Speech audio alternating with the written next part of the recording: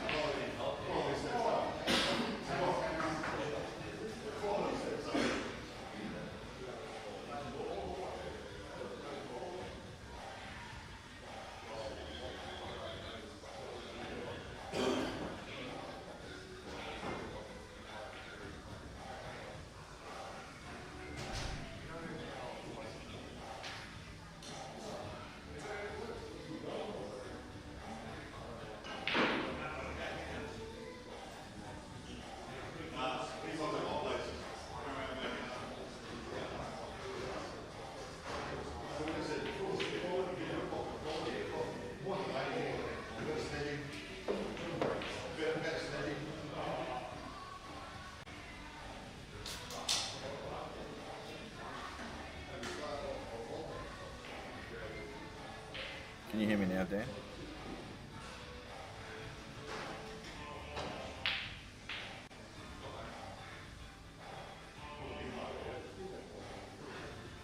I'm just going to plug a headset in, see if it makes a difference. Because the headset mic doesn't work.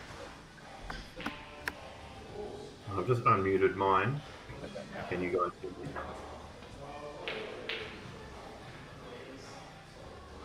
I can hear you, Robbo. Can you hear me still? Yeah, I hear you good. I can't hear any sounds from the table or in the venue, but that's not important. Is it all coming through on your end there?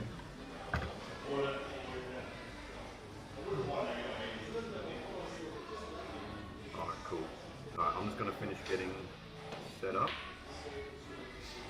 Back into Jiffy.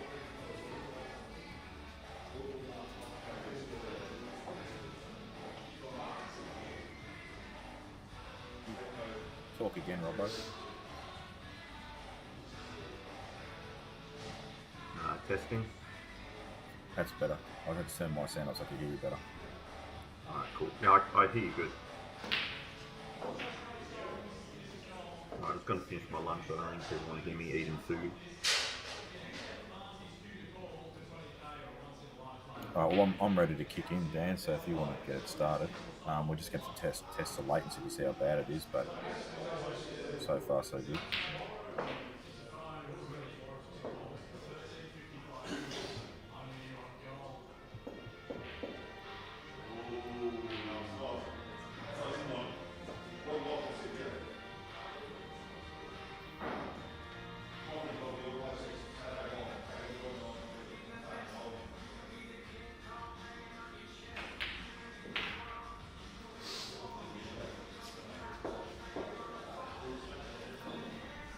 Good afternoon, ladies and gentlemen. Welcome to a very intriguing matchup. Patrick Hood versus Keenan Cigler. Joining me shortly in commentary will be Mark Robertson. Sorry for the delay in the comms. We just had a few technical issues. We're just trying out some new features. And Keenan looking to be off to a good start here. For me personally, I think Keenan is the better cueist and the better all-round technical player. I think Patrick has a better all-round game as far as the craft and the technical, the tactical side of the game. If I was to pick a winner for this match, I would pick Keenan. However, having said that, I haven't seen him play since Perth Nationals. And as I say that, he misses a pretty routine black. Gives Patrick a chance to get to the table and get his first frame on the board.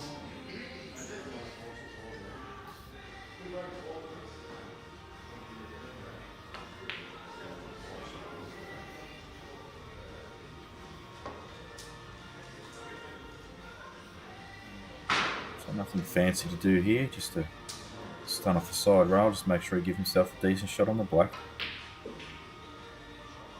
Well executed. And that will be 1-1, so just an early error there from Keenan to just let Paddy get on the board.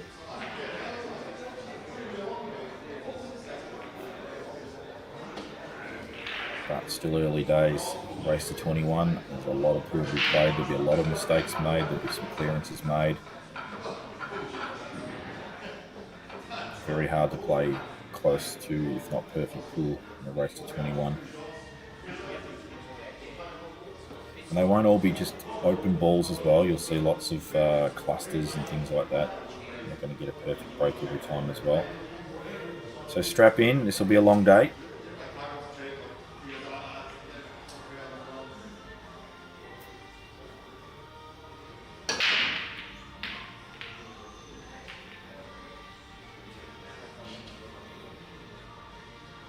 Dry break from Keenan. I think instantly Paddy will be eyeing off the reds. They all go. The only sort of real obstruction I can see is the two balls that are sort of covering one another to the bottom right pocket once we see the overhead.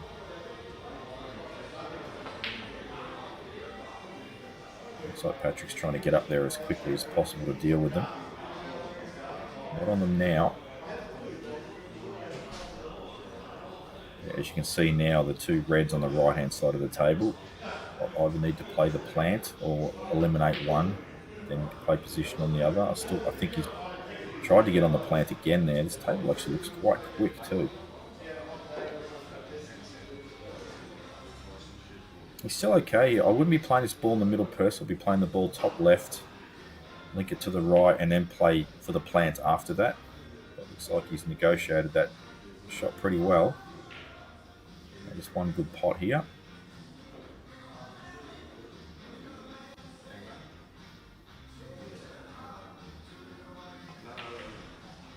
Just missed it.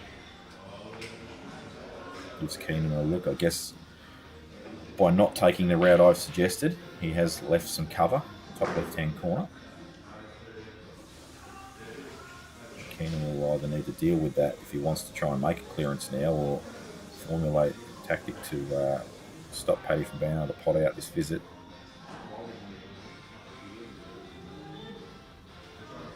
Does have a lot of balls in the area to move that yellow or the red.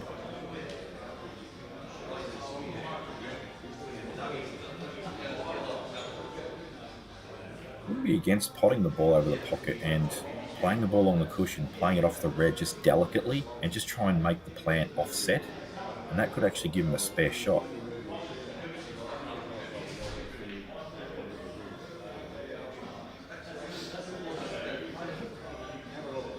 Yeah, this table looks very quick.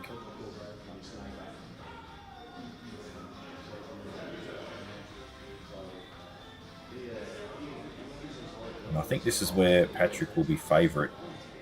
Just when the balls get a little tricky. As I said, I haven't seen Keenan play for quite some time now, but I do remember him being quite an aggressive player, and this is certainly an example of that, where he's going to play this to the top corner and go into the yellow. He's missed it. He's missed the pot as well. And he has got actually a pretty good leave there. Even just nudging that red closer to the cushion just makes it slightly more tricky. It's a good shot there from Paddy.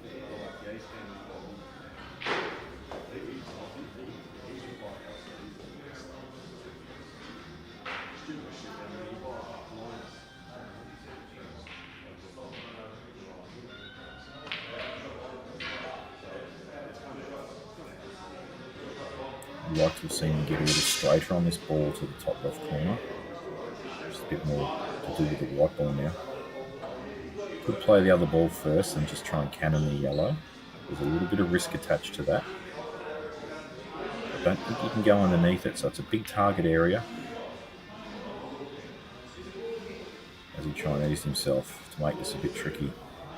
If you're going to play that shot, don't be afraid to play it with a little bit of pace just to give the white a good clearance.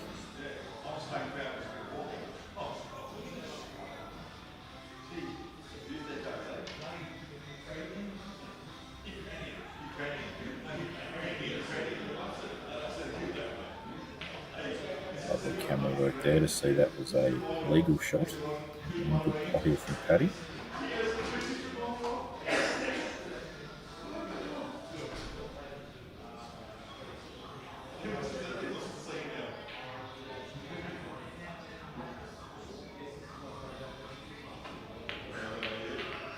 In it goes. I'm not sure what Keenan's travel arrangements were, whether he got in a day early or what the situation was. I dare say he wouldn't have flown in today. If he did, then pretty decent flight from WA to Victoria. I'd be certainly flying in the night before if I was playing a $20,000 money match. Good afternoon. And Mark Robertson joins us in commentary, so now we'll have someone that knows what they're doing on the mic. Video off. Mug. There you go. Jamie, how you going? Going well, mate. So far, seen a couple of little errors from Cal. Missed the first frame that he won, and he had an easy black in the middle that he's just missed. And Patrick's taken full advantage of the mistakes so far that I've seen. Yeah, I've been watching the first couple of frames. Seems like a nervy start for both people, which is understandable. Yeah, it's a long race. I did note, I thought the table was very quick. Yeah, that shot there. That actually rolled a couple of extra rolls than I thought it would. Watch this in off middle, glance off the red. Played it Nice. well. He did. So I think the first frame that I saw, maybe a bit of the second frame, Paddy looked like he was playing maybe a tad too conservative, at least in the first frame. The second frame, sorry. At least the first half of the second frame. But that's not too bad. You just want to make sure that sometimes when you play a little bit overly safe, sometimes it can affect your confidence. Just got to be careful of that.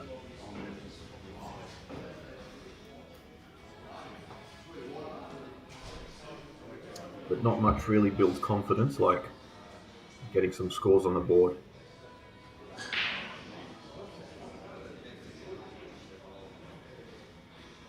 Very thin this. Maybe try and tickle into the black. Try and hold for the one up on the rail. Yeah, it looks to me like he's careening into that red pretty full. Oh, he was able to miss it. Into the black. All right, Jamie, that's why I'm here, bud. Yeah, I wouldn't know what's going on, would I? So now one good striking shot. This is where I think Keenan probably has the advantage in these kinds of shots. And the little cat and mouse of the game, I think Paddy will probably have the advantage there.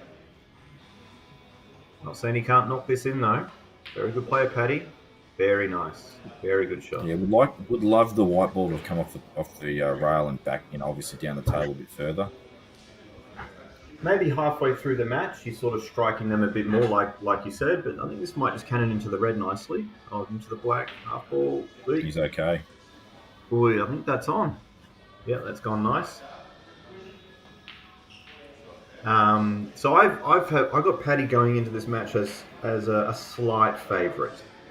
Haven't seen Keenan play for a good 10 years.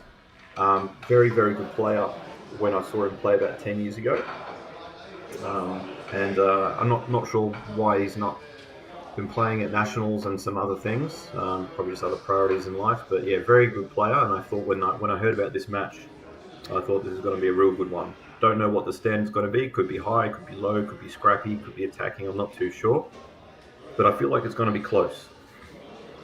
Yeah, I agree. I slightly favoured Keenan pre-match, but that was without the knowledge of how he's playing today compared to how I've seen him play when he was at his best. Nice break. An unlucky bump there for the white to get cannoned onto the back rail.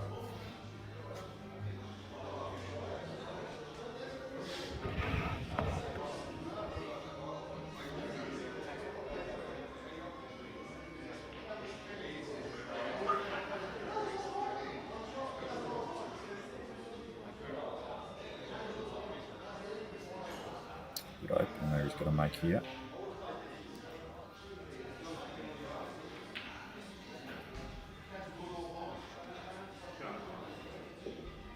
That's a nice shot. Good chance to make the out now. That's a good shot. He's good killers, Keenan. Probably hasn't got the start he wanted. He actually feathers the ball and has a similar look to Ron Kelly, now I think of it.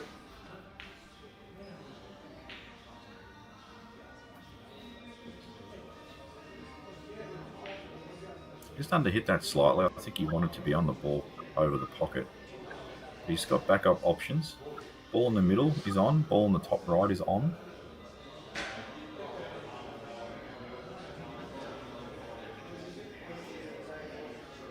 This chip in the middle, I think he's just a bit concerned that he'll fall behind the red. He wants to be on the yellow below the black. Used the black in his pocket earlier as well. Played that pretty well.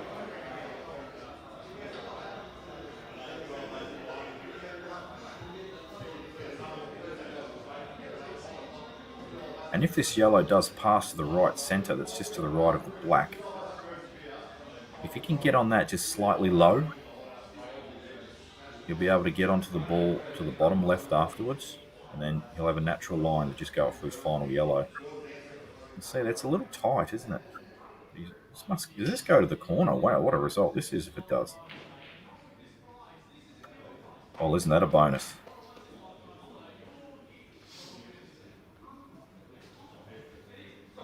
Now one good positional shot. Doesn't want to be too low on this yellow, where the white ball will get away from him.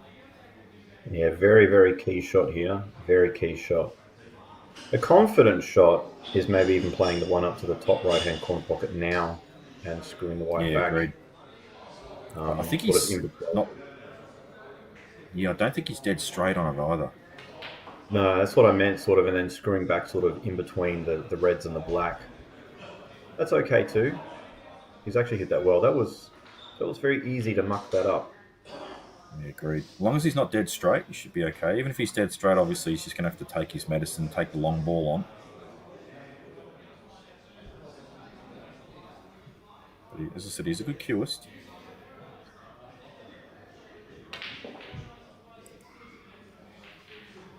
Look at that. That is just flew on him. Does this go? It doesn't look like it does. Got a bit of an unwanted flick on the red there. Yeah, it does. Well, he's taking it on. It must go. Oh, sorry, This it has was been a good clearance. A wanted flick on the red there.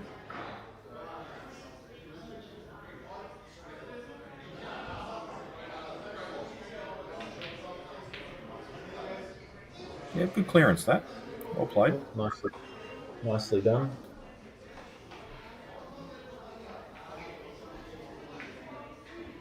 Back in a minute.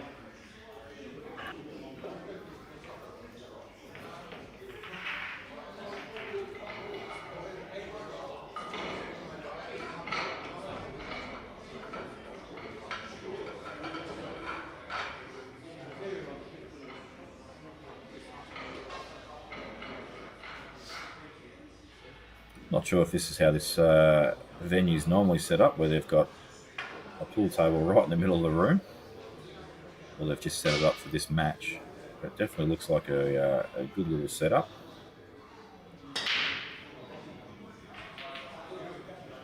And ball's in off the break. This is a big break from Paddy. He's just fallen a touch awkward. I'm going to guess he'd like to take yellows. He's just going to have to be play a good opener. He's got obviously the ball's over the pocket. He's eyeing off the reds.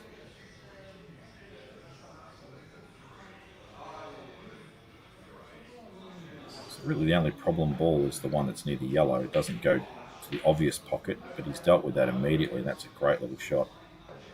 And now just needs to keep the white ball under control, and he's got a few shots where he's got to transition to an area of the table that's not in close vicinity of where the white will be. That's an example of one of them there. But just that top ball and the balk line, he's just going to need to make sure he's neat on that. He's going to need to be neat on this red that he's just cannoned into one of the middle pockets. Dare say final ball will be the one to the right of the black. Starting to hit that a little. Now he's going to take that ball I've spoken of. So thus far, I don't think he's taken what you would consider the optimal route to make this clearance, but at the end of the day, there's more than one way to go about things. Still fancy him to get these.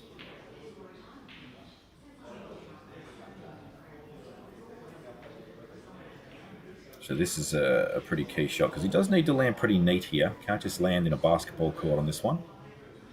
Just got to land fairly straight on the ball in the middle, or transition up to the one in the ball line. I'd say the middle would be the shot. He has overplayed it for the middle, but he's got a good line for the corner.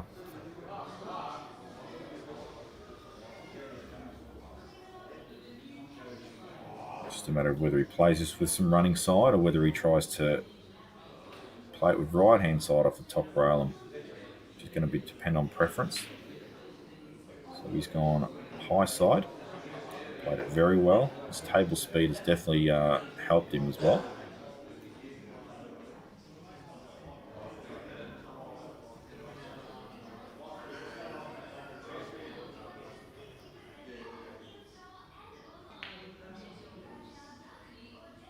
Lovely shot. An excellent bounce off the rail there too. They're just little things, those, where the table conditions can actually be quite important to playing, your best pull. If he had got a dead bounce off that rail, he wouldn't have been neat on that black. So it looks like the table overall is doing all the things you'd want it to do for a player that wants to have confidence in all the shots that they play without any obscurities. And Paddy definitely looks like he's up for this match. Keenan also made a clearance of the frame before, so both players have settled in.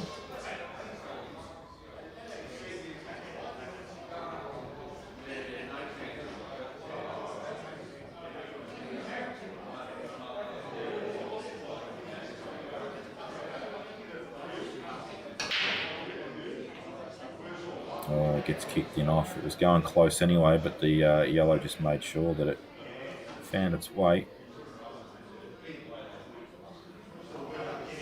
And once again, pretty decent layout. Really the only thing to be concerned about, does that red past the bottom, past the yellow to the bottom corner. This is the only other issue when he's got the opportunity to deal with it straight away. These two reds stuck together. And if it is on, then there shouldn't be any problems again. And that looks like it will go. So another excellent opportunity for Patrick here to go 5-2 up.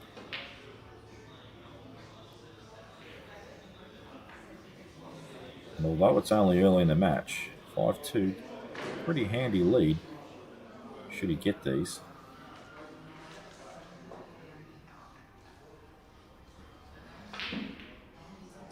Oh, and he's just lashed at that. I'm not sure why.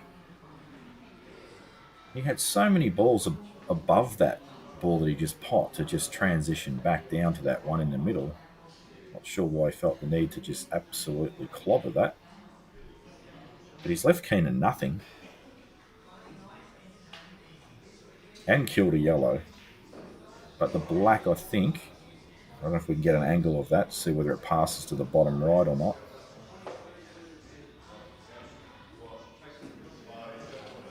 Keenan's tried to play safe. The white ball's travelled a little far on him and he's left a red on. But he has caused a little bit of traffic by just nudging that yellow into the two reds. I see Paddy go into these. He has, oh God, that's turned out amazing. He couldn't have asked for a better split than that. And now it's just a matter of, does this black pass to the bottom right corner? He's loading this up, so I think he's going to try and cannon it. Yeah, he has. Definitely doesn't go now.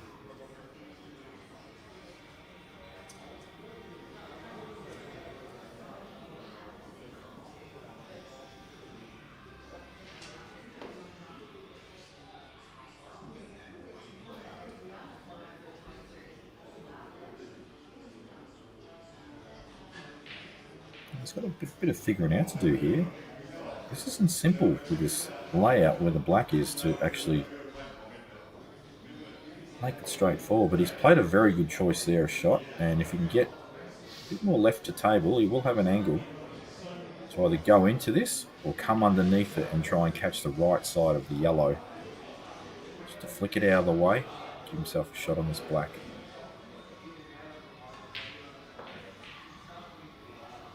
Looks a little straight.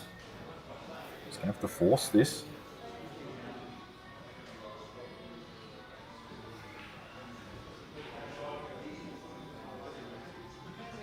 Not the best bridging either. Just got into it too much, unbelievably. And a double top left-hand corner of the black. Big shot. Just testing the audio. Yeah, you're all good, mate. He's underhit that. I'll table this quick. Dan, I've just got the earbuds in. How's that for audio? Is that a bit better?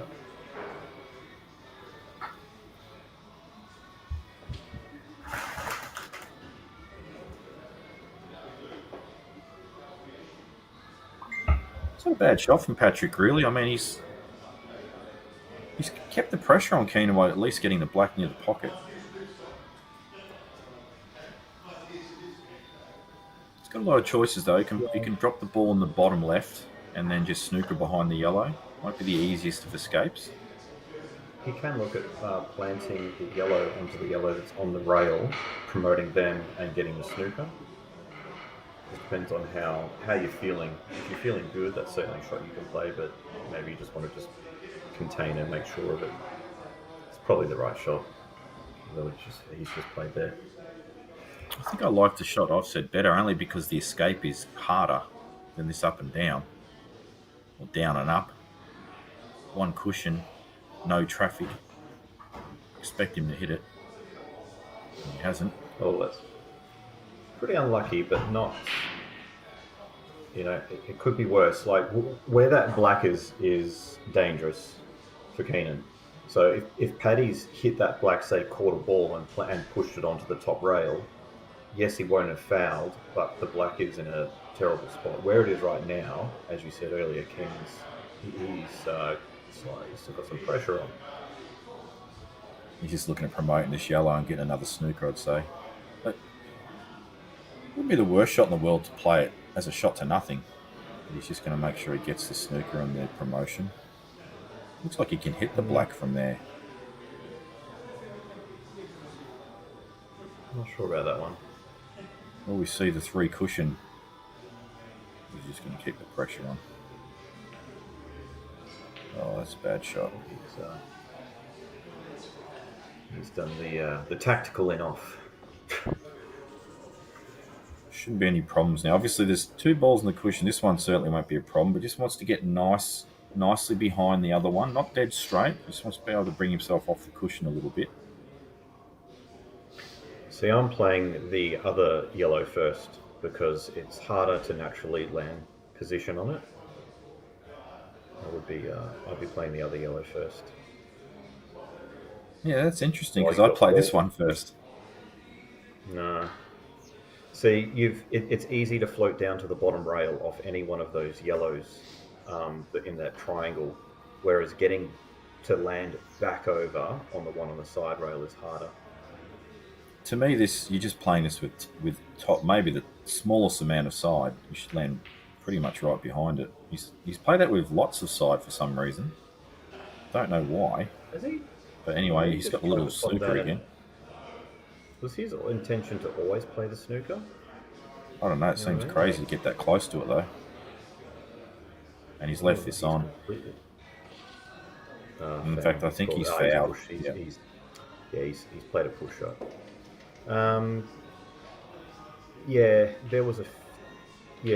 Look, there's a lot to learn for Keenan. This is what I'm talking about with the cat and mouse. There was a number of question marks on some shots there. He's a very nice cuer, strikes the ball well, good technique. But as far as those little frames there go, based on that, if I'm his coach right now, in those situations, I'm basically saying just go for the outs, basically. Don't be tip and tapping for so long. I'd rather see him just try knocking the balls down the rail or just play a double. Just play a double, go for it, go for the outs. Because in a race to 21, from what I've seen so far, Paddy's got too much of an advantage when it comes to just pushing and shoving and moving balls around. So in a race to 21, you're just going to fall too far behind. Keenan needs to keep just playing aggressive. And when it comes time, like in those frames, even if he's got 1 or 2 balls on the rail, unless the snookers are real good, I'd rather see Keenan take a more aggressive route. So I don't even know what he's trying to do on that second last shot. Was he always trying to pot it and then let the snooker? Or? I've got no idea. He's just belted it. It was a very easy little just clipping behind it. the So position I don't know what the. for it. I think he's tried to get behind it, not the underside of it, but I think he's tried to get behind it. But he's just hit it with so much right hand side. Yeah, it was no side needed, was it? It was just kind of natural. Yeah, it was just a bit of topspin, maybe the slightest amount of right hand side, but really didn't need much on it at all. But it's easy to sit in our chairs here and. Yeah, I was about to say that, like, the table might be playing very slick. I remember I've played in a lot of tournaments where I go to play and all of a sudden you're on the CueballTV table, and before you know it, you're trying to adjust to this slick cloth with bouncy cushions and all that, and you're trying to adjust while trying to play an important match. It can be very tricky.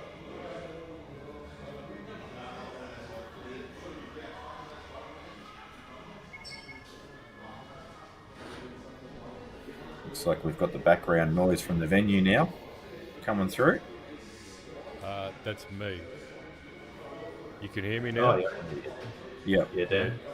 Now, the audience can't hear me, but you guys can.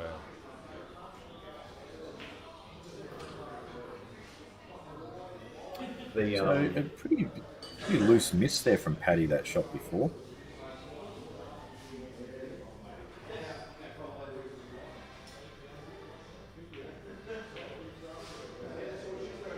It's a bit weird. To me, it just looks like he's just having his way, doing whatever he wants now, and he's just getting away with it.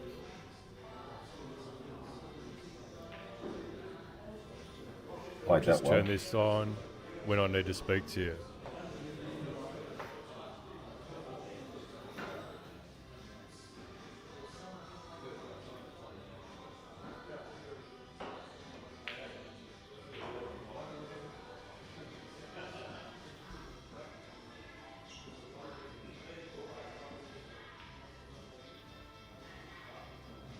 Yeah, he's just running away with this early. I mean, obviously it's race to 21, long way to go, but you can just sort of see the alarm bell's got to be going off a little bit in Keenan's mind. It's just he doesn't actually even look in the match right now. He just looks to be getting completely dominated, so needs to change something.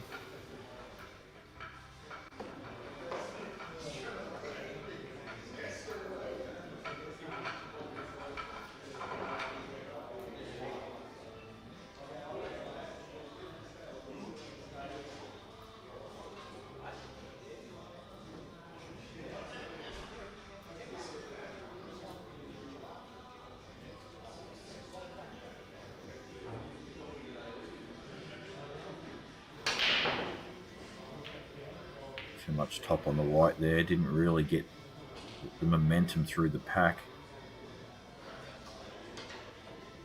Leaves Paddy in again first.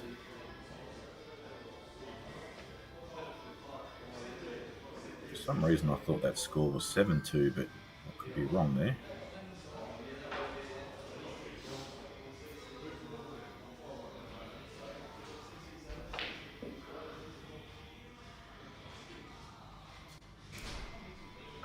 There's Paddy on this 2-ball plant still after just not landing exactly where he wanted to.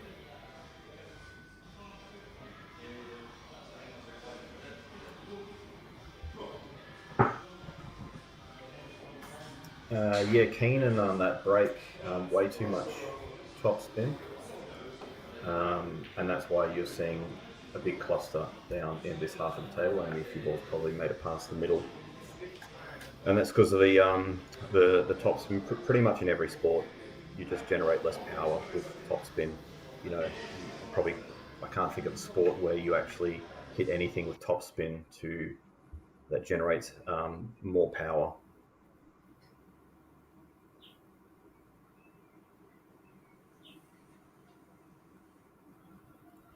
I think the screen's frozen. It's is it frozen for anyone else, or is that just me? Stuck No, on it's frozen Keenan's for me too. muscular tricep. Oh, we're back. I think Keenan's been working pretty hard in the gym. He's power lifting a little bit, getting some good results. Yeah, the WA boys. It seems to be more of the lifestyle down that way, which is very good. Agree with you before about just a few little alarm bells for Keenan here. Paddy's just starting to look a lot more relaxed, and you know, being 5 or 6-2 up, your resting heart rate is just going to be so much lower than a guy 6-2 down. You know, especially Keaton's had chances as well.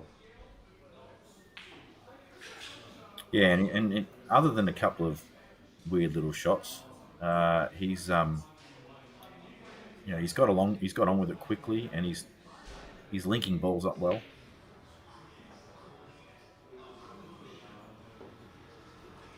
Just gonna have to be careful just getting on this black though. It's doesn't look to be available to both bottom pockets, possibly the bottom left, but yellow does look in the way. I think Paddy should have just worked a bit harder there to get neater on this as he playing the long one. Yeah, he's going to leave this ball in the middle to last for an easier transition. But obviously that comes with the danger of you have to land neat on it. And Jamie, how much easier is it to knock in that long red when you're 6-2 up compared to 6-2 down? 6-2 down, you're almost not even looking at it, you know? You're just like, oh God, I just want to play the one to the middle. I think he wanted to come a little more to the left here so he could just float into the gap. But he still can run through on this and play to the opposite middle. And he also has the added benefit on this side. Sorry. Just don't snooker yourself here trying to get too far down, because being further down doesn't necessarily make this shot a lot easier. Like now, imagine if that white travelled another 3 or 4 inches. It doesn't actually make the shot any easier. Just even these shots at 6-2 up, you just feel so good on them. You know, and you just knock them in, never any worries. But 6-2 down, you're like, oh God, Jesus Christ, I really need to knock this in. You're right. And a race of 21 is just so taxing, you know, to have that on your mind all the time. I'd like to... Sorry, I think Keenan said, I need to have a break. Oh no, he's just going to grab himself a refreshment. I thought he was walking off to go and have a break. Normally in a match like this, the players might say every 10 frames, you know, just a 5-minute break. And that's all good. You obviously take the toilet breaks when you need them. But yeah. I'd really like to see a lot more of these matches. I think the guys of like your Sage and these guys, they've sort of done the money matches and the tournaments and done it all. And just all that sort of stuff. Actually, Sage probably hasn't played in many money matches. Now I think of it, probably a bad example. I think it's time for these guys to, you know, to really be playing a lot more of these matches. There's a lot of players around this level that I think I'd really like to see play. Yeah, I agree. A lot of really interesting matchups. I'd almost like to see like a bit of a, you know, you might be able to do like a Vic SAWA, like a 3-man thing. You know, you get maybe your Keenan, trying to think of a couple of other players, Keenan, a Dax, and a Steve Saxon against a Paddy Hood, and Adam Blumick, and Jack Phillips. You know what I mean? Like I think that'd be pretty cool, and throw in 3 SA equivalents. I like those. Oh, that's I like those kind of matchups. You know what I mean? It's funny because like I know exactly where your traditional top 10 or 12 players sort of fit and how they go against them, because seen there, been there, done that so many times. But these guys, we haven't. You know, it'd be good to see these guys go out and see where they're at. You know. Yeah, I agree, and you go in, and it can only help their game as well. Imminent turnover here, surely.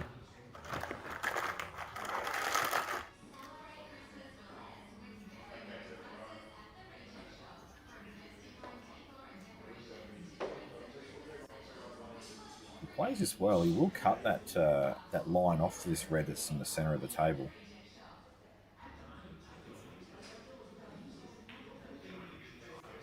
He's played that well.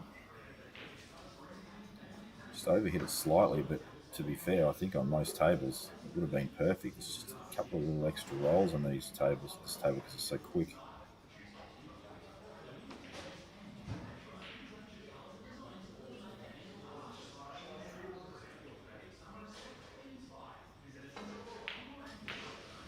It's a good pot. There's one thing I've seen about Paddy though so far, and I think this is probably his biggest weakness, is he tends to attack the balls when there's a ball that's dead. He doesn't seem a lot of the time to have an absolute solid plan for what he's going to do with this dead ball.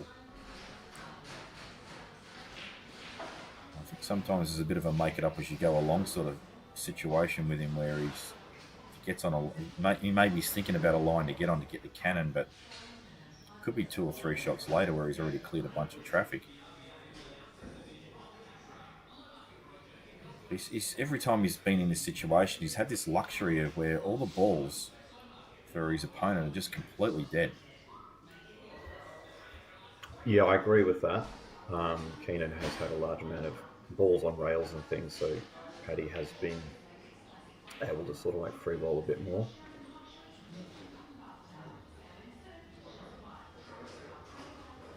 I'll tell you what I don't mind here. I like to play the yellow onto the red and push it up the rail onto those 2 yellows. Yeah. As you were talking, I've seen that, and I thought, oof, Jesus. And I thought, I bet Jamie's going to call pushing the red up on the top rail, leave him on nothing, and promoting a ball. So you're getting the trifecta. The white is safe because the red doesn't pass under the black. So you're getting a white safe. You're killing a ball, and you're promoting your ball. So you're getting the. He has played that way, though, to be fair. Yeah.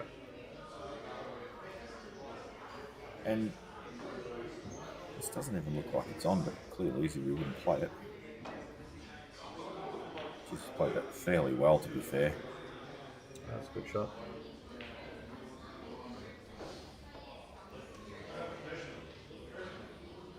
Might be able to get a tight little snooker or go to the pot. I don't like how he's just got down and just...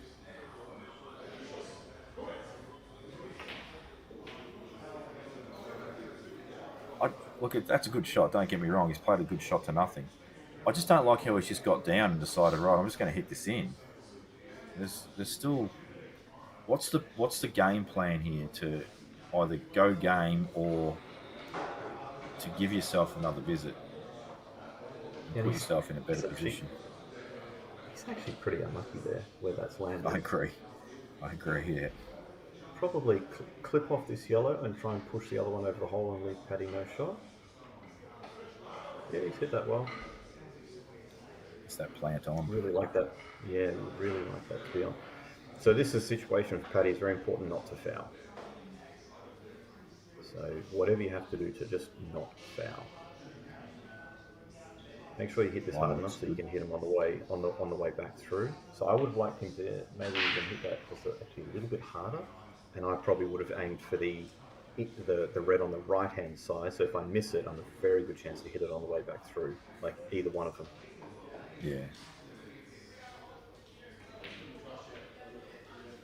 That's a lovely shot. He's cued that really nice. Didn't overplay it. Although he didn't get the greatest result with that ball on the cushion, it's still the correct shot.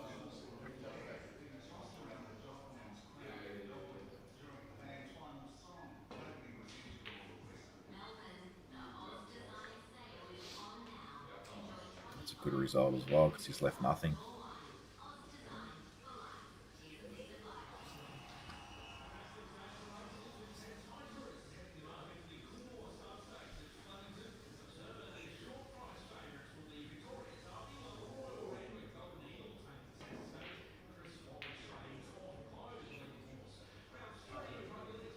That's a pretty good shot.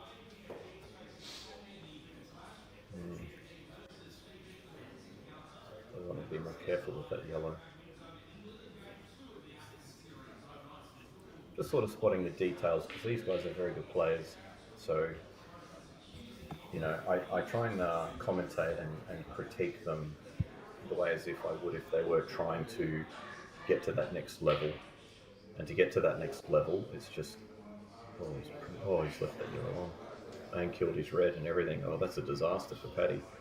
And I is, just and try and spot the little differences, like what I see these guys do compared to a Jake or a Sage or a Temp. What's the difference? And there's a lot of little things that all add up.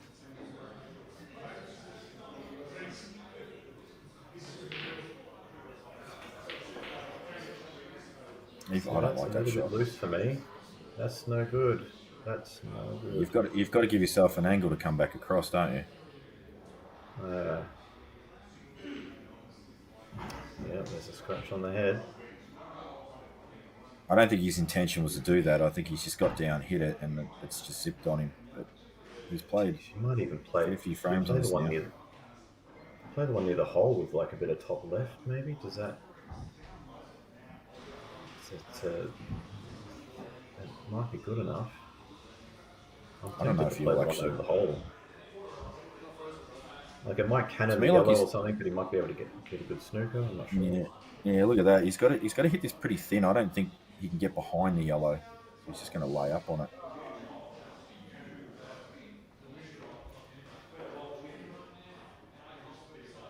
Tell you what, if Patrick can cut this and get it onto the back of the black, not over the See, I hole, think but over the back of the black.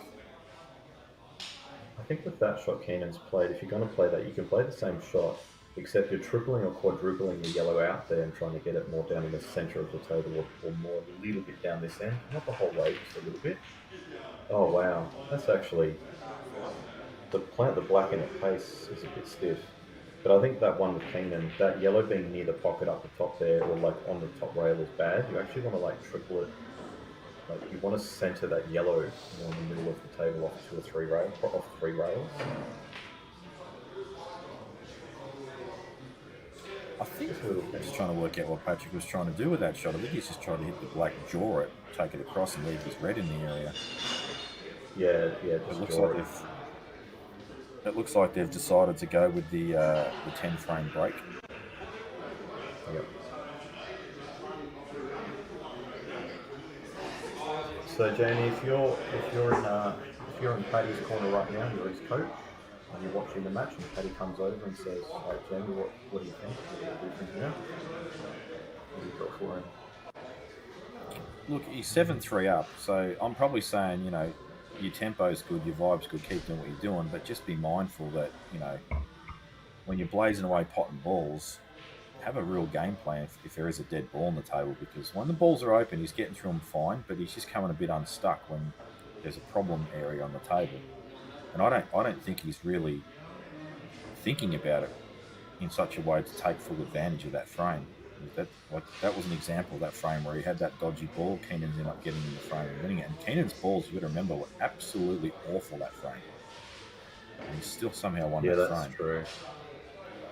Yeah, it's good advice there. It's pretty much spot on. I think when they're there and they're there to be made, Paddy's looking good. But when he's got sort of like, 4 balls left and one of them's pretty funky, he's sort of just looking at a low percentage shot, like, oh, I can pop this and maybe cannon it out. Yeah, we'll try that. But sometimes like, well, hang on, it's pretty low percentage. Like, for one, it's tricky, and two, you're going to need a bit of luck.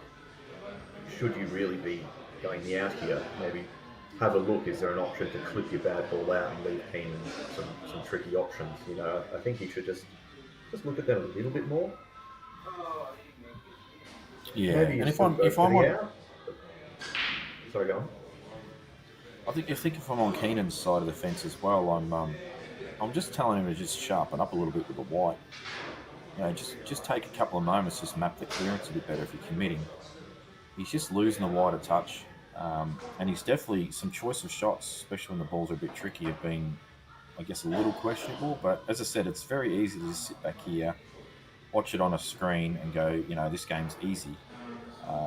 Out there, it won't be easy. We all know that.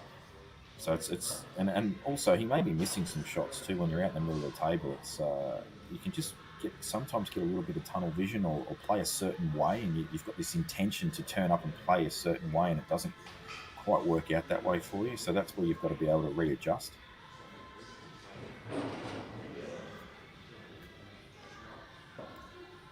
Yeah, I agree with the adjusting things, and it doesn't have to be a complete switch. You know, it's not like you go, okay, I've been a bit defensive, I'm just going to go all out, guns blazing, and take everything on. No, it's just, you're just talking like a 10 or 20% tweak here and there. But I tend to give myself like a certain amount of frames. Like right now, if I'm Keenan, I'm 7-3 down.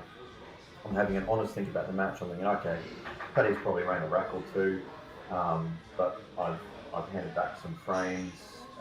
Paddy's probably had to run the balls as far as better layouts. Every time I look at the table, Keenan's got 4 balls on a rail. That's not nice, but that won't continue. So you say to yourself, okay, Paddy's had a little bit of a run. He's run a couple of racks. I've handed some frames over. You know, when the luck balances out and I just sharpen up a little bit, I should start bringing back some frames. So I might say to myself, okay, I'm going to try and, I'm down by 4. If I go down by 6 at all, I'm going to train something more drastically.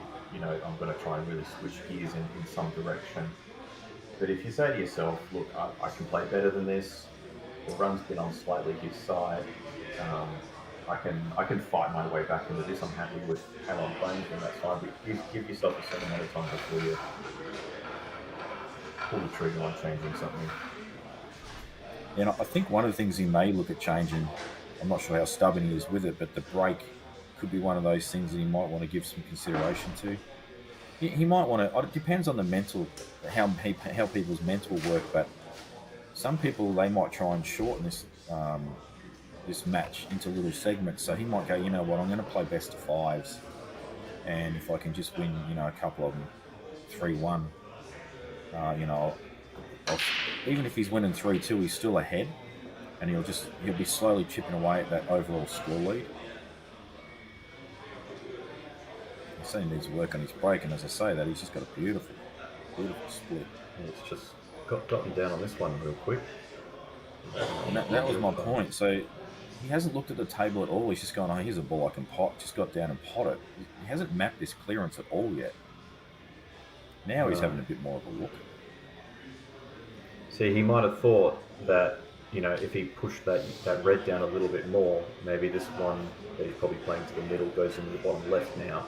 Just little things like that. So I'd still be playing the ball that he's closest to on the left. I'd just be concerned about those 2 reds in the middle of the the 2 yellows in the middle of the table. I don't know if the top one passes underneath the black to the bottom left. I'm not sure exactly where they go. See, I'd have just dropped that in, played that one for the right middle, because it just links up to the other one then. But he's still okay here. He's got on this ball bottom right pretty good, and I think he's even got an angle to just stun into the black line.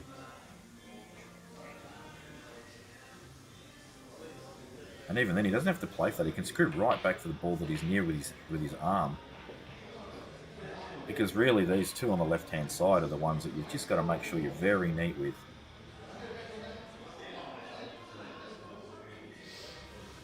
But all things considered, he's looking good here.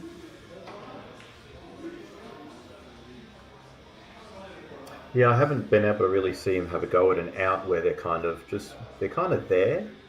You know, I feel like he's just he's had a lot of hard work to do. I don't know if it's been watching play and he's made it look hard, but I feel like he's had to do a lot of tricky stuff. Where this is sort of a time where he's actually, you know, they're all there, they're all on. You have to get them. I know it's easy once again sitting here, but he's played for exactly that line, and even then he's still. If he pots that, the white ball's probably going to come a little bit more to the right-hand side of the table because he's undercut it, which would have been perfect. You don't want to be straight on that. Yeah. But now it's Paddy's turn to come to the table with just a bit of a dodgy ball. And straight away he's going to do it. Here? What's he doing here? Oh, I don't like this at all. Oh, Paddy. That's why I quickly had to voice my concern with that shot before he hit it. That was really not the route to go. The route there was the out. You had to go for the out there. You got Agreed. 4 balls very nicely on, black in the middle of the table, 1 ball on a rail, and his yellows were nicely positioned. You have to go the out there. You do not let... When your opponent has a chance for an out, 7-3 down, and they muck it up, the very best thing you can do is keep them in their seat for 8-3 down. Then it's going to hurt even more. Oh, this could be bad. Oh, Keenan. That's bad. Oh, just it might still be on, but geez, these guys have got to sharpen up.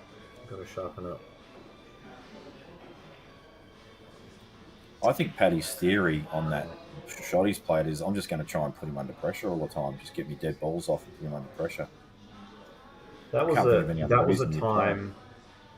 That was the time your opponent's 7-3 down. They've just mucked up an out. They've missed a ball. That's a time you make an out there and you make them feel 3 times worse.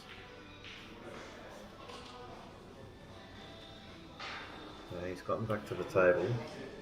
Played it pretty well, to be fair. It wasn't the easiest of pots from where he was.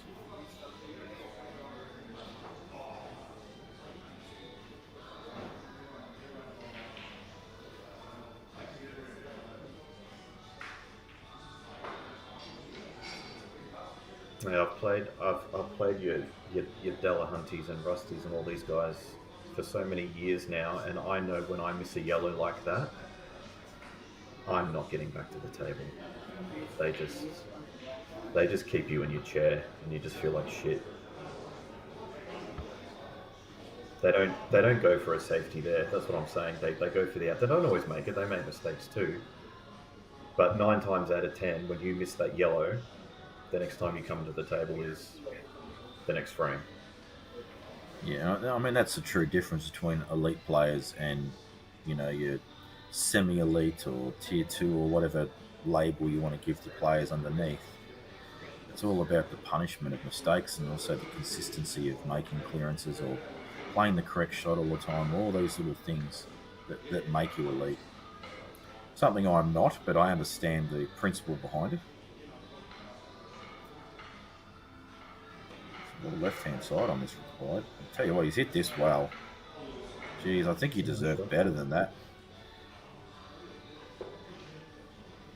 It's a little bit tricky for Paddy. He's kept the bottom left red blocks, and he's got to make this play. See, for me, this doesn't look too bad. He can come across now for this awkward red. Yeah, absolutely. Just to trace the right-hand side, just to get behind it, because he's got the link up to the middle. Played that Yeah. well. Yeah, it's most likely another frame gone for Keenan, so yeah. Paddy's gotten away with this one a little bit. Did have multiple chances this frame too, Keenan. It's funny, from this angle it looks missable. From the other one it looked unmissable.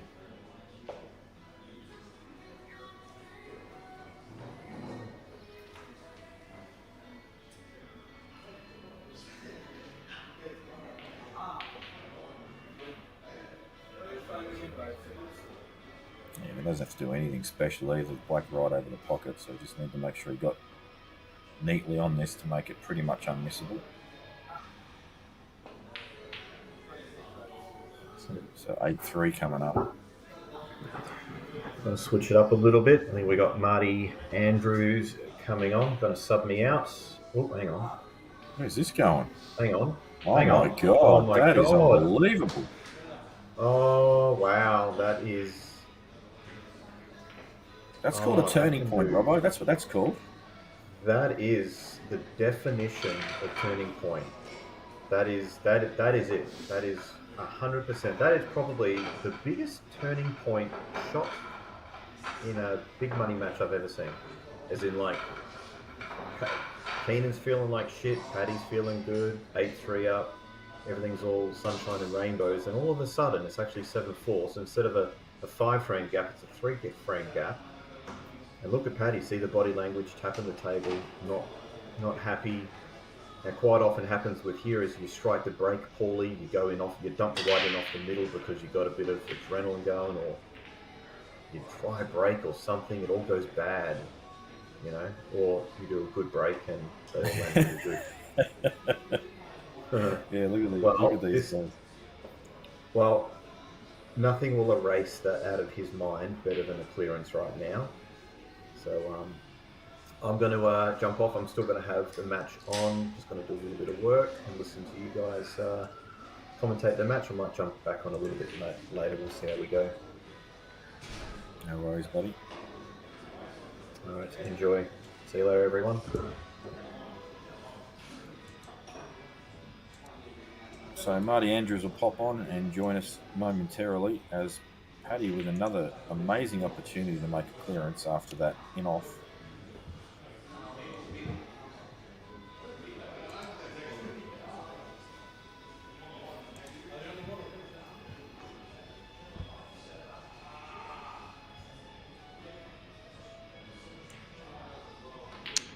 I'm here, Jamie. Can you hear me? I can, buddy. Welcome. Thank you very much.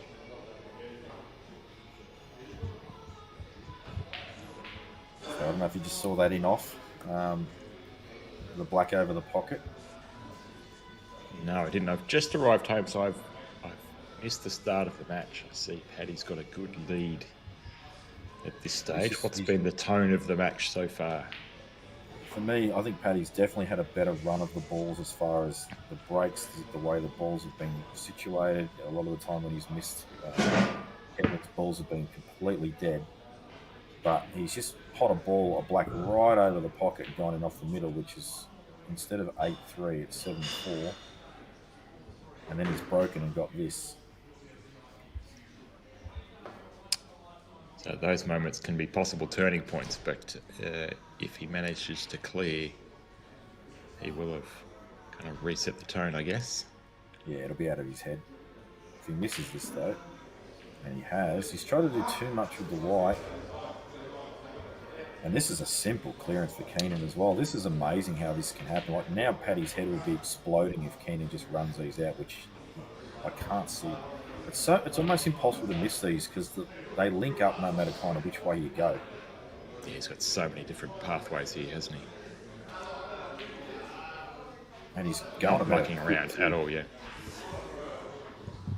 This is the only part he has to be careful because he's off angle here. He's played it well. Yeah, that's good.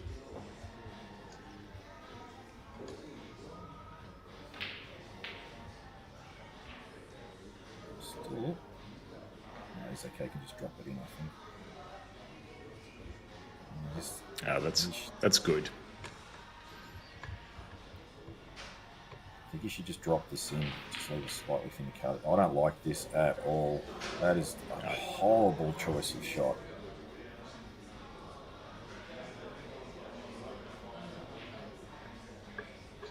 There's actually a lot of pressure on this now after such a simple clearance. He's missed it, and that's just inexcusable, really. Yeah, And that because he's layout rushed through was that. so straightforward. Yeah, it's because he's rushed through it so quickly. He was very lackadaisical about it. He didn't. There was one shot he had to make sure he had to be very neat, and he still got down and knocked it in. Even though he got back up, then he's chosen, I think, to go up and down, which just drop it in and play a thinner cut on the black. Paddy's left him off the hook here, has he? Oh, geez, that yellow just kept on rolling. Yeah, there's a quick table. I think this will go underneath the yellow, but it's got to be played very well. You see there's a gap. There is room.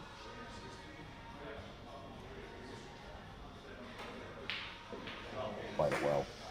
Good shot. Great pot. So it sounds like what could have been 8-3 has now very quickly become 7-5, and Keenan with a bit of momentum. Yeah, and that in-off was enormous for the... I know we're still early in the match, but he could have literally been, the way the momentum was going, it could have been like 10-3 up, 11-3, 12-3, who knows how far it could have gone. But now 7-5, Keenan's just... I think he's having a party in his head right now. He's still behind, but he's just thinking, this is unreal. What a great result this has been. And now it's up to If the Paddy balls to- have been running against him, and then Paddy's gone in off, and then he's made a mistake in a simple clearance, and yet he's still only 7-5 down. And even that, he's mishit that. He's somehow avoided the in-off because another ball's kept the white out.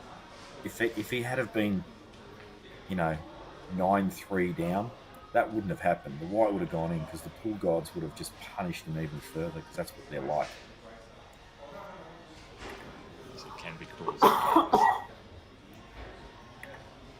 He wants yellows. He's just trying to find one, perhaps to this bottom right corner, the long pot. I like the reds. It's the red on You've the got the opening left shot centre rail that's the problem, isn't it? Yeah, I just think this. I could be wrong. Maybe this yellow does go bottom side of the table past the red. And if it does, then ignore everything I've said. Yeah, I agree. It doesn't. I mean, he had a close look at it then. There is the yellow off the red if he can get to the top of the table, but there's no link to that shot, is there? Not really. Look, I'm all for flowing play and all that, but I like how he slowed down just a minute amount, not a lot, but just a little bit. And now we should see how he's just walking around. He's making sure of everything. He wasn't doing that earlier. And sometimes when you get into this mindset of where you're flowing and you're playing well, you do this automatically and don't even realise. I think he was looking for a safe white there because it didn't go. Oh, geez, the way he played that, it looked like it could have gone, but he was looking for where can I leave the white to be safe. That is dangerous. Turn straight back over. That's dangerous. He's played it well though. He's kept that yellow cut off. Is he angled on this yellow across the rail? I think he's got a small bit of angle to get out. I don't know if he can get up to the centre of the table for that other yellow, but maybe he'd play I'm for a asking double. whether can he even see the potting angle is my question. Is the jaw covering the line? I think he's okay. Looks dodgy from there, but I think he can get to the potting angle.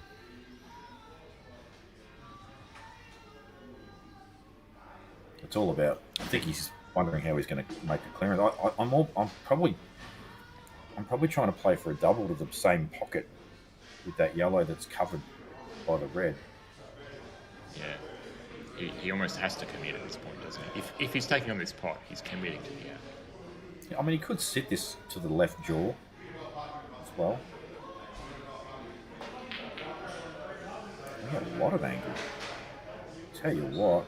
That little flick on the red has just made things interesting. You can't get to the right-hand side of this yellow to play on it naturally, but the line on this is close. Could he nudge it? Yeah, it's close.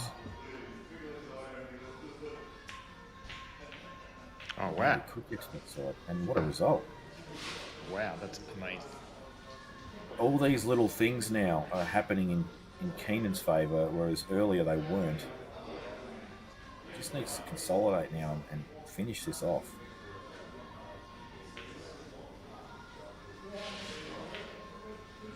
I'm surprised he'd commit to that a bit more. I thought he'd be playing for the black in the same pocket there.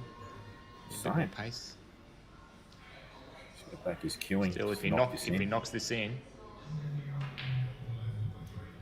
Oh, that's a bad miss. He's cued right across the line there. He missed that by a long way too. You know, if you're on a black like that and you're going to go 7-6, instead of just like lobbing down on the shot, because if you replay the way he got down on that shot, it was so lazy. They're the shots you just need to lock in. Make sure everything is perfect, so you're cueing the ball perfectly through the line every time. Because on simple shots, you kind of don't waste all that energy on doing that, because they're simple, but when you're on a shot like that where it can be missed if you don't cue the ball well, you've got to lock in. And if Keenan's going to win this match, he needs to make those pots. If he was 7-5 up or whatever, he probably would just knock that in with his eyes closed because he's feeling good. But he's had this momentum shift that's been in his favour, and Paddy's just going to snooker him here. I'm surprised he potted the first ball. He had two balls that needed some extraction or to be very neat on. He potted an open ball to start. It's a pretty good shot though. So I'm keen. I'm just smashing this off the side cushion. reckless abandon, just trying to pop. It's just trying to fluke it. That's not bad. Yeah, that's not bad, is it? It's actually that red going in is a good result for him because it's one less red that Paddy's got to get position on the one on the side rail. Absolutely. And Paddy's forced to knock this in now, and then he's just got to play for the out. He's got to knock. If he knocks his ball, if he knocks this in, he's a good chance because he's going to be able to get on that rail ball last, and he doesn't have to do anything with the pot. I don't like this at all. Although I think he's going to play the bottom table. Yeah. I mean, I understand why he's played that because when you're out there, you're just thinking about the possibility of missing and leaving them on. Whereas if you leave that, you think, well, you know what? This is hard. I might get back to the table. Oh, that's a great call. Wow, what a great cut. Well, 2020 hindsight, Paddy should have taken that call on, shouldn't he?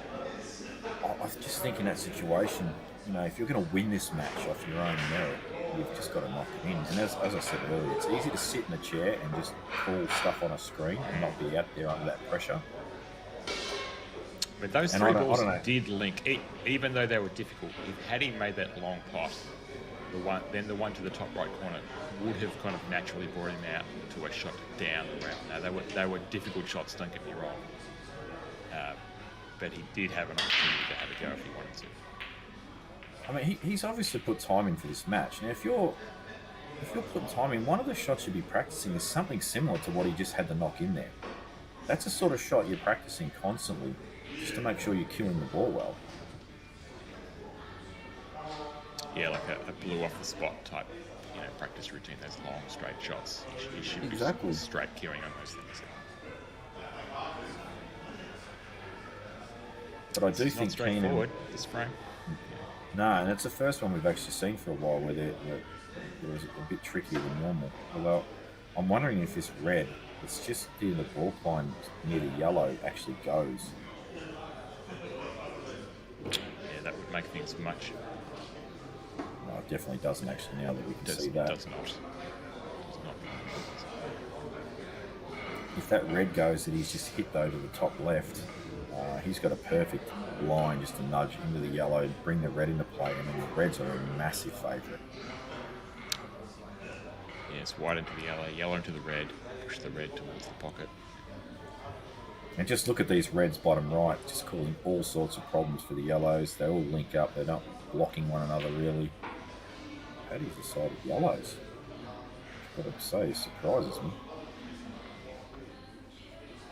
The only thing I can think is that perhaps Paddy's thinking Keenan's had a bit of a run. It's time to slow this match down for a moment. Just break Keenan's rhythm. That's exactly what he's doing. Can you see him play the turnover here straight away? Score off this turnover. Yep, that's the shot. Yeah. That's the thing about this rule set, isn't it? It's difficult to play a slow frame. Yeah, I have mixed feelings about the rule set personally, but it's not about me. It's about the game and its progression.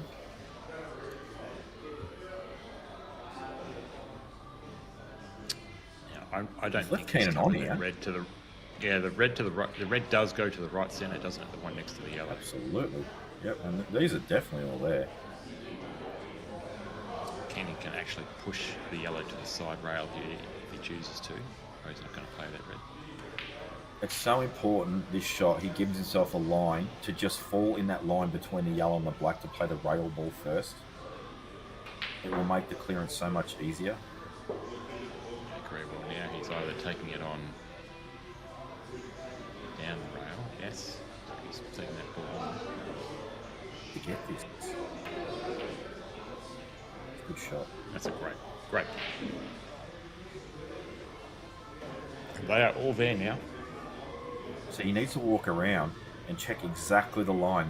That's correct. That's what he needs to do, because if you overrun this, you leave it very, very tricky to get on this last red. You want to be as straight as possible on this ball to the bottom right, because you don't want the white ball to be flying off the side rail You just want to just lob in behind it, in between yellow and black. And you've Yeah, got to whilst remember they're this all black. on.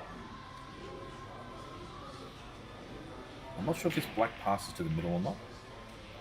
Or to the right. Oh, middle, to I'm the talking, right 'cause that middle. Yes. Yeah. That would make more options. Yeah. Yeah. Whilst they're all on and they do link, he does have to be neat with his work. So he's got a couple of choices. If he's got the right line, he can just play neat in between black and yellow. He can play to cannon the black, but he wants to cannon it to the blue spot area. Like he wants to clear that yellow. Yeah, the line was perfect. But this is where I say, does it go to that right middle? Because I knew it was going to be like a natural link up. He might play at the top and get through to the other pocket. He tried to. Just stunned it by accident. I think it goes.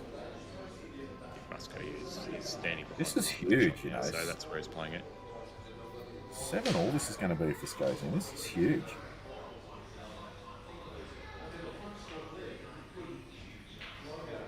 Paddy has not won a frame since he's gone in off that black. That's what the true definition of turning point is in matches. So since the break, is that right? Paddy has not won a frame since the break? No, so he would have been That's it. 8-3 up. Or 8-2, 8-3 up. Instead it went to 7-4. And now it's 7-all. Yeah, so they had a break after the first 10 frames were played. Paddy was 7-3 up. They've gone and had a 5 or 10 minute break. And Keenan has come back since the break and reeled off 4 frames. And it's not like Paddy has been shut out. Paddy has absolutely had chances. Oh, for sure. And you know what? If he had had that in-off may not have happened and maybe the mental state hadn't changed, that long ball that we spoke about the frame before the one that just got played, he might have taken that on, and knocked it in and gone game. And now the break's starting to work for Keenan as well. He wants yellows. Maybe. Reds are better. I think reds are better. He just needs to think about that red on the right-hand side in the centre pocket. That's the one it's really the only problem ball. He's going to get... I thought he was going to get right behind it, but he's just overrun slightly.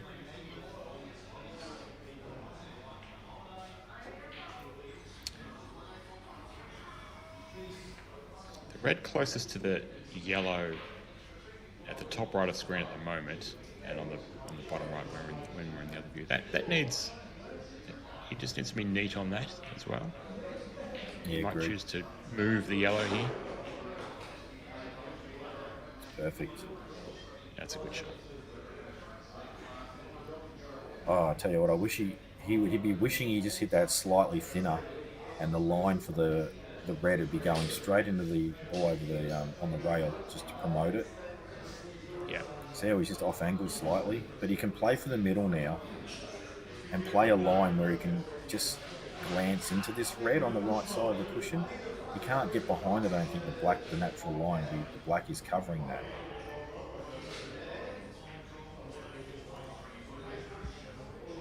Yeah, it's not straightforward to sort out that red on the right hand side. You might have to Flick off the red here. I'd like to have flicked off that red, bring it off the cushion, because it gives you more choices. Yeah, I understand. He might have been pushing just towards that yellow too. It doesn't have to move much, just off the rail, just so it's cuttable. But now he's going to be playing it next. It's going to be last. Yeah. So let's see not the what he's ideal playing. way to It's- play it's- it's- Do you think the black He's got a goes face bottom cutter. left? This is insane. That is an insane choice of shot. Yeah, I would rather see him get on it and take it on up the rail than do that.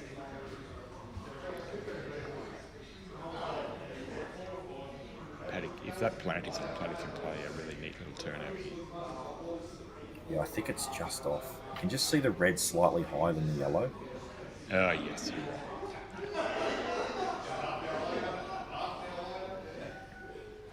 I don't know if, yeah, there we go. Oh, actually, you know what, Marty? I reckon it will go.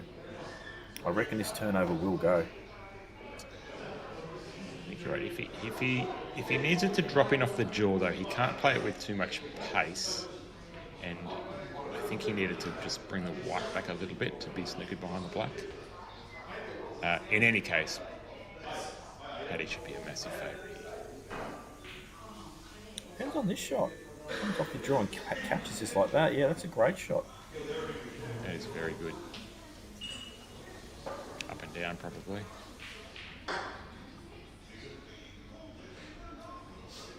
It's actually got Still Paddy tricky. in trouble here.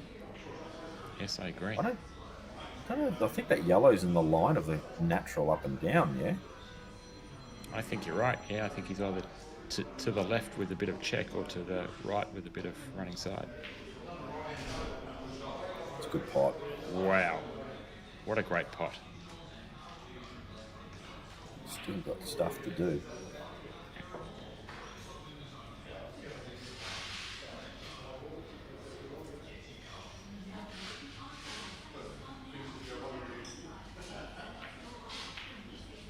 Another good shot. Another great pot. The turnover's on. Yeah, 100%. He can screw in behind the yellow over the pocket here. Absolutely. Oh, no, we can't.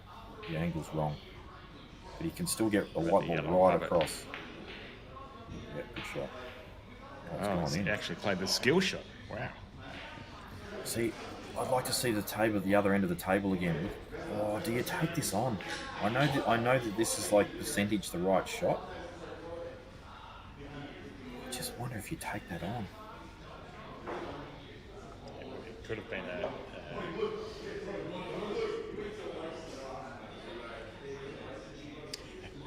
That's what I thought.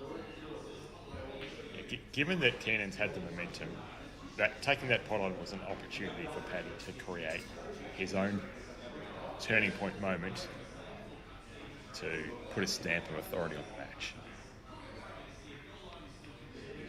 Doesn't want to play with too much top. Yeah, good shot. See the thing, So the this thing is, should- even though that yellow was nearest the pocket, he's played several long pots in this frame that have all found the centre of the pocket. And we look back to that opportunity he had a few frames ago to take on that long pot. And I think, he backed off when he should have gone hard in that moment. Yeah, look, Paddy's a learning player as well. Like he's one of those guys that isn't afraid to go back and look at a frame that he's played and look at the feed and then look at the criticism. And I promise you, he'll go back and look at that. He'll listen to us saying should take his ball on, and he will 100% agree.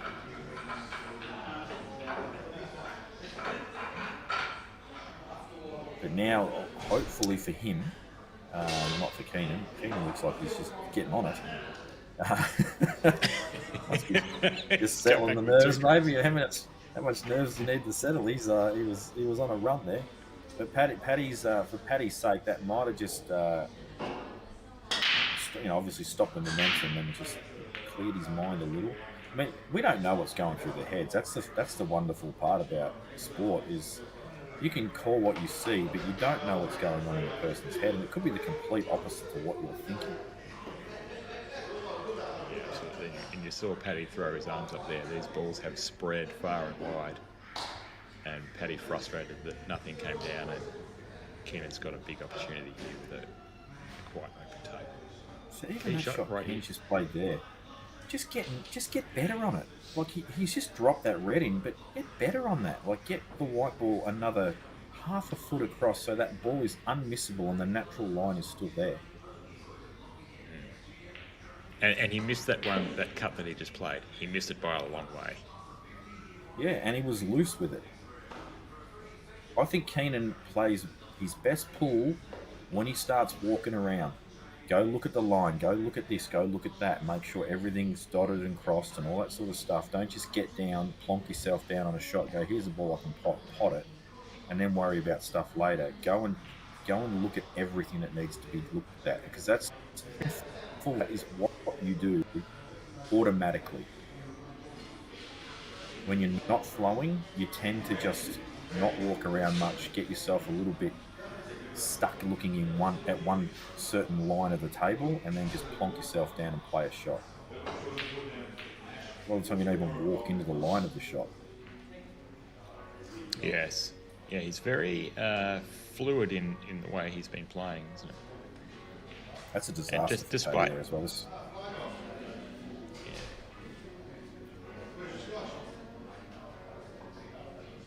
Three ball plant is definitely on, and the yellow will flick away. He'd be very unlucky for that yellow to stick near the pocket, wouldn't he? Just give it a bit of Just give it a little bit of pace. Yeah, Lovely. oh, A little bit unlucky. has the natural line though to cannon this red into play now.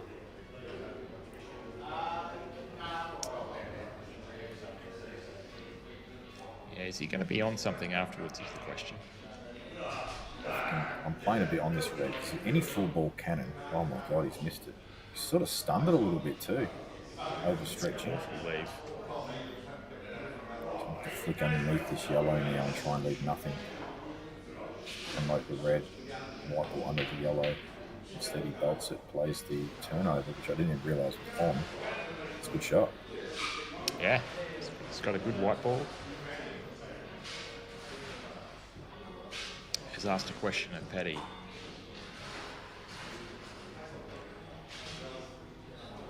I don't really see anything simple here either. He's one of these long straight putts we've been talking about. Oh, so he just Wow. cans that. What a shot. What a great shot. Now he's got to be thinking, why didn't I take that ball on earlier? Yeah, it's the top left yellow that's the problem. Yeah, that red is on to the pocket, but the yellow is not. So it's a great ball for Keenan. I think that yellow goes. It certainly goes now. It's a good shot. Excellent shot. It's not. It doesn't transition naturally like he's going away from the line he wants. So he's going to be going to the left side of the table. He wants to be more to the right. Oh, a little flick is good. That is not bad. Now we can. He's taken his He medicine. can drop it in now.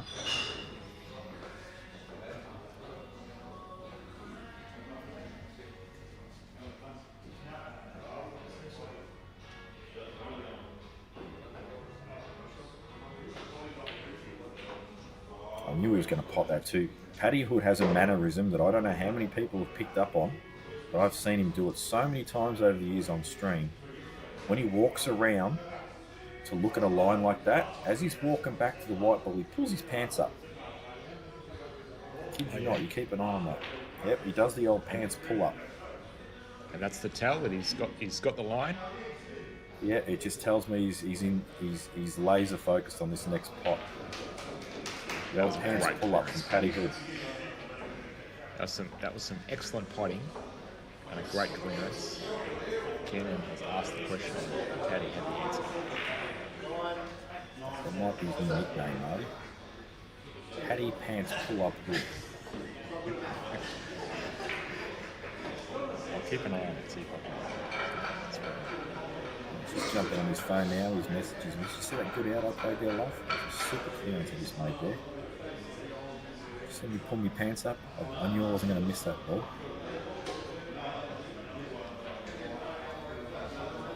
So, Paddy 2 in a row.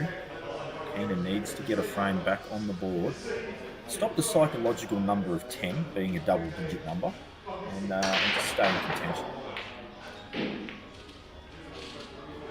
Dumps the white. Little cluster right-hand side of the table, though, will aid his potential visit back to the table. And the red next to the left centre is going to be a problem for whoever ends up on red. Yeah, which will definitely be Keenan. And straight away, Paddy's eyeing off this yellow down the right rail, which actually, if he gets that and gets on another yellow, they're all on because that other yellow goes in the centre. Well. No, it's key shots. It's key shots. He'll do the old pants pull up now and then, but it's the key shots, the big shot that he knows he's going to make, it's going to win him the frame.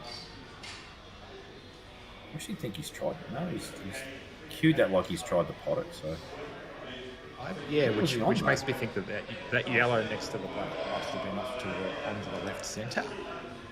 I don't know if we've got an over to check that. But That doesn't look on, does it? But you're right. Does What not. else has he played for?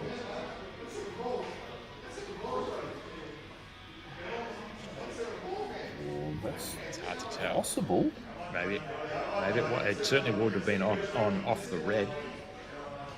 I'm going to give him the benefit of the doubt and say that it was on because what else has he played for there? And he definitely wanted it because his body reactions showed that he wanted to play it. So I'm going to say it's on. So now that yellow next to the black has become a bit trickier because he doesn't have a ball to transition to it so much anymore. Well, I think it goes to the middle, so it's not too bad. And he's got balls in the area where he can get right behind it. I think you're But it right. definitely does is a come to tricky the middle shot. from there.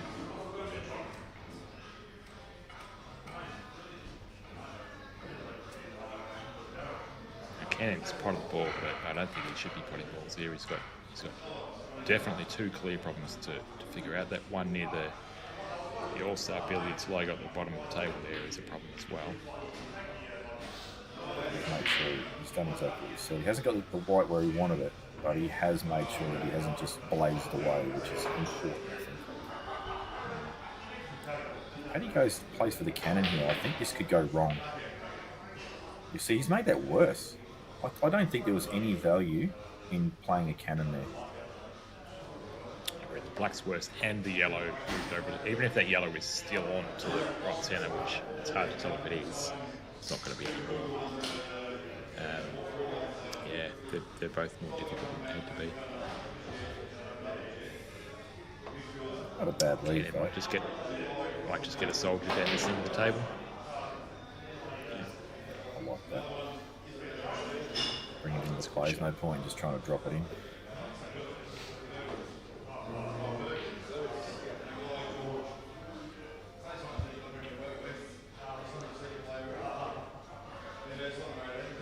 Opens the gate and gives Keenan a half decent sniff at this. If you can clear the yellow out of the way and get on another red, they'll all be on. Well, certainly if the yellow clears, those two at the bottom of the table would then be on to that pocket. Going to play a turnover. Going isn't that way. Oh, a turnover, yes. Jeez, he's played that pretty well. That's good. He's I left think the that pot on yellow- and he's left. Yeah, does the yellow closest to the white go in the pocket where the white ball is? I reckon it does. I think it does too. So It all comes down to the height of the camera Dan put on the tripod, on the line that he gives me, whether he confuses me more often than not. Dan found this height, and I think it was higher than normal, where the lines, for some reason, it just worked for me, and I was able to call most of these shots pretty well. But most of the time, I get it wrong. But I'm pretty sure this goes. Well, I think he might be taking it on right now because the other two don't really offer much value. But look at the link. There's no link up here. This is horrible. I agree, there's no link. That definitely went because he's missed that by a mile. And now Keenan, a good opportunity, but obviously the black being on the cushion doesn't make it a straightforward clearance because unless he moves it, he would still need to get behind it and play a good ball down the rail. So I like that he's standing here and having a good look at the table and just having a bit of a wander, not just getting down potting balls like we've seen him do a couple of times. He's actually mapping this now. He's working it out. He's solving the puzzle.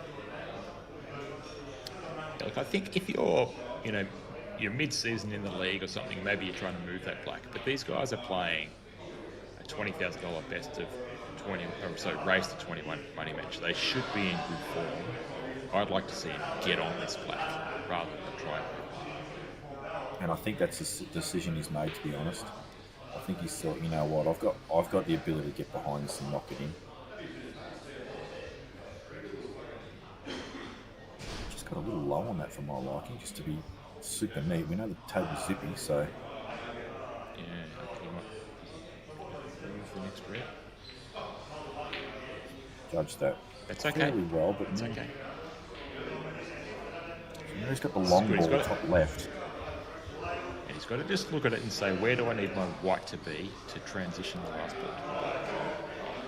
And you know, I don't mind him stunning this and using left side cushion, come back across. Agree.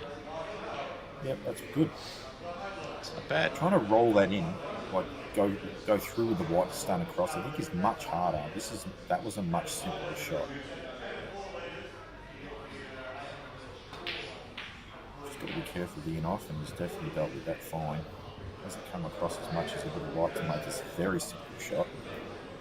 This is missable. To be a foot closer to the black, really, didn't it? Yeah, Probably he's straight just down made the line sure. as well.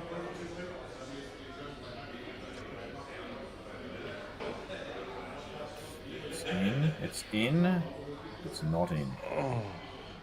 It's not bad. I mean, if you're going to miss, it's not bad. Yeah, it's a pressure ball. Tough to find a safety here, so does Paddy just try and get inside these two yellows?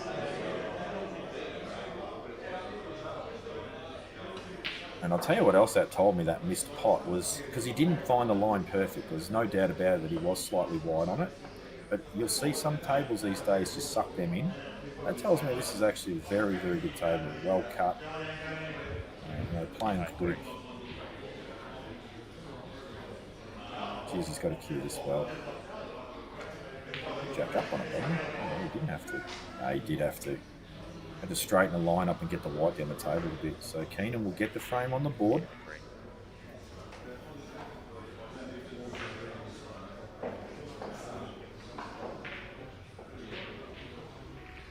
So, some early big momentum for Paddy, then some momentum for Keenan, and now just a bit of back and forth on a few frames.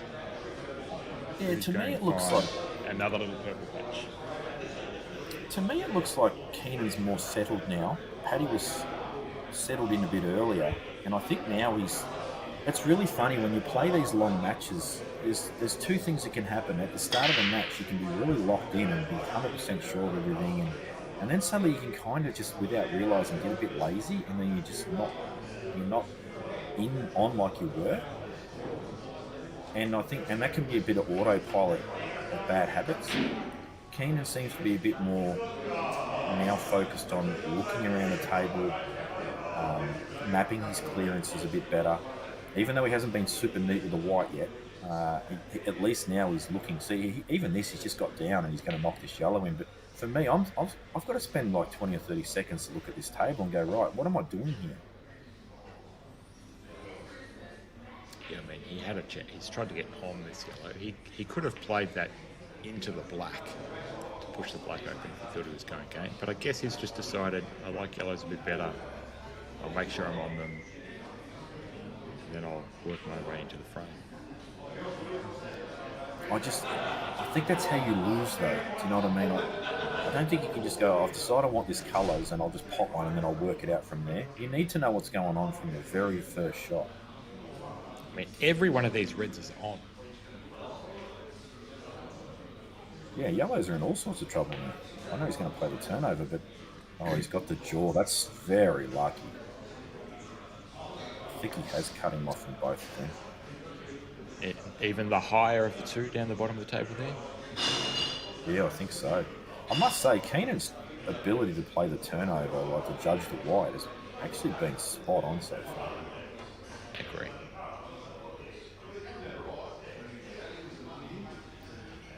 That was just an intended safety shot. He definitely wasn't trying to pop that. Yeah, it was a handy little. He just nudged that red on to the right centre, which may come in handy later in this frame. Oh, this is not good. Once again, I don't think Keenan's tried to pop that. I think he's tried to put it in the area to create traffic and just I get agree, that wide. but I think he's left Paddy a chance to potentially play off the cushion of the yellow. This has been a bit loose, this frame, hasn't it? And this is where, if I'm keen, just slow down a touch. Have a look. He's looked at one ball. One ball he's looked at. Hasn't looked at anything else. I know that this is probably the right ball. It's the only problem, get the right? red. Exactly. But there are other choices on the table. Maybe you can get a cannon on that ball and open it up. That's true. That is actually true. He could go up table, potentially find it out. Just tried to play the turnover there. But to me, it looks a little tunnel visiony where you see one ball and just ignore the rest of the balls because you've got this idea in your head of what you want to do. But sometimes if you just take a lap around a table, you'll just see an angle that you wouldn't see if you were standing where you were, and it can obviously open up a new world of possibilities. Right, Keenan has a big opportunity here to clear this bottom right pocket. Yeah, that wasn't the best shot.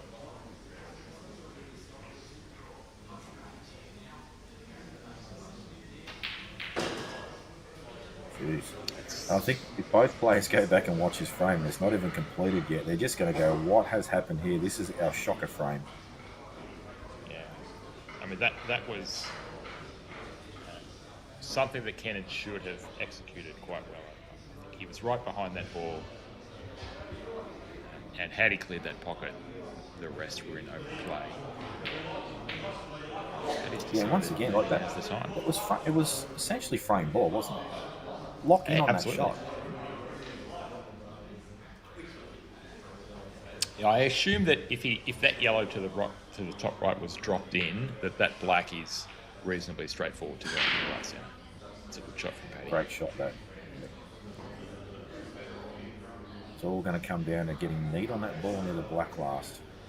Mm-hmm.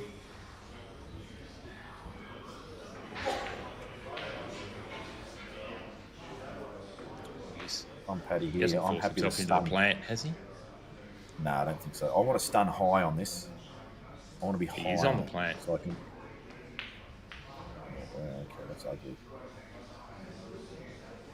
Yeah, now he has to go to the one up near the black. Transition is going to be awful here. Yeah, like the issue here was 2 shots ago when he forced himself into the plant. He should have been neater with that white ball. Agreed.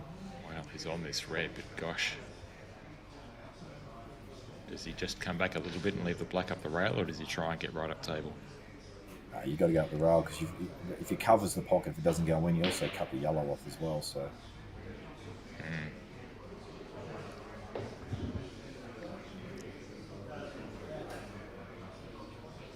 I've just got this feeling he's going to knock this in. I was looking for some pants pull up there. Jamie, did it happen? It was off camera. I don't know. I just had a feeling he was just going to knock that in. I don't know what. There was no reason for it. I just had this feeling about that one. But you know what? Paddy's play those long shots well. balls, that every long pot he's played, they've been so good. Well, when you break down Paddy's queuing action, you got to remember he's a big lad, right? So he doesn't have your traditional queuing action. It looks pretty sloppy and all that sort of stuff. But one thing it has in his advantage, nothing's going on with it. It's very simple. He doesn't have a long pullback. Everything's quite short and compact, and that allows for less mistakes. I see Keenan, as you look at him right now, more traditional action, longer pullback. Generally pauses with it and all that sort of stuff. Paddy doesn't do any of that, but he has a very, very short queuing action, and there's just less that can go wrong. Good break.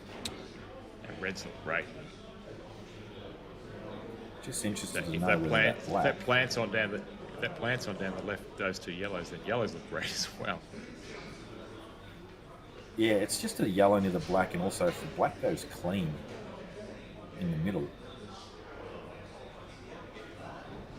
So I like reds, but for me, the black needs to be on.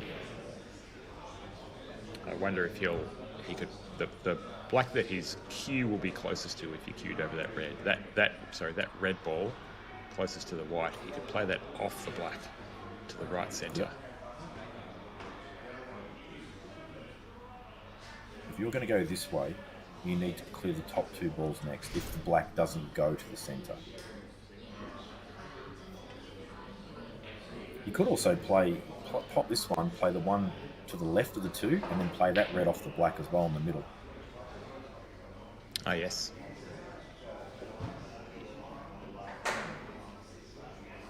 Yeah, There's a possibility of a nudge here, but So let's say he plays that, right? He screws into the yellow to clear the black. The next pot isn't, he's not right behind it, you know what I mean? And then he's going to Yeah, be I agree. fighting to regain position. I think he's playing it. But look at this white ball now. It's not Well, perfect. It's not perfect, but he does have a reasonably straightforward red to the left centre, and where the balls are down the bottom of the table, he's got lots of margin for error. Agreed. Now, but he does need to contain the situation by getting the white ball back into a neat position, because if he just starts falling out of position on the next ball as well, things can then start going wrong. So this is important, this shot. So look at this. See? It can happen. Now it's starting to unravel a little bit. I know he's got the ball bottom right, but he's got to get this white ball under control, otherwise it just unravels so quickly. And you've got to remember as well, you also need to transition to black. You don't want to be playing that black at an awkward position because it will be missable. Somewhere near the black spot. Sorry, the blue spot. Oh, And there you go. That was a long way off. He's tried to flick that in with right hand side, has misjudged the side, and that's the result. And this is what I'm talking about, these little shots. So while it looked great to bring the black into play, what was the white ball doing? What was he on next? And can you contain the situation? Yeah, has Paddy looked at this plant, these two yellows down the left side? No longer matters. He's just tried to slow Keenan now. I wonder if this plant's actually on those two yellows, because they don't look set to me. They are off the rails slightly, and the yellow closest to the centre of the table looks further into the centre, so it looks very close. Maybe you can Stand push zoom it in on on. those two balls, like.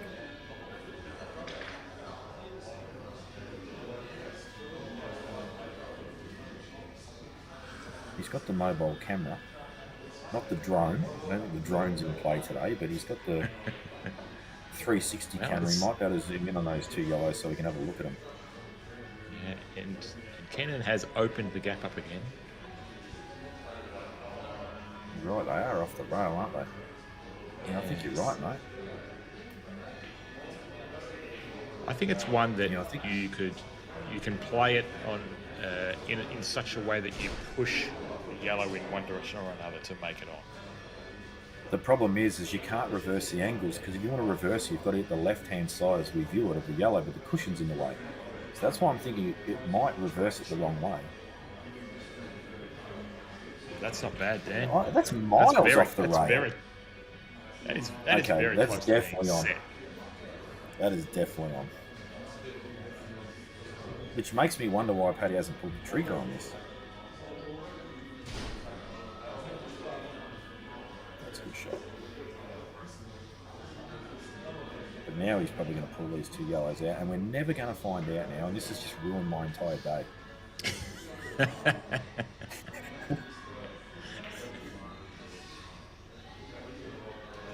that good? Well, yeah, it's a good shot. And of course, we'll ask Paddy what they will say. No, of course they were not. That's why I covered up. Keenan thinks they were on. That's why he pushed that red in front. All right. He's in a mouth of trouble on this.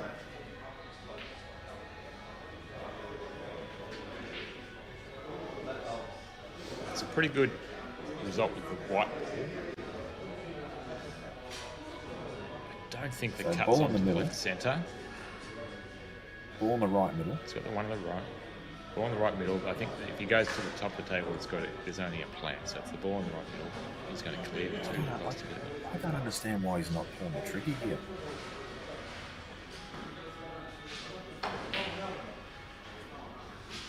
Look at this for a result. That's a bad mistake. I just don't get it. Like, why do you not go game there, or at least attack it and see? Because you've got so much cover.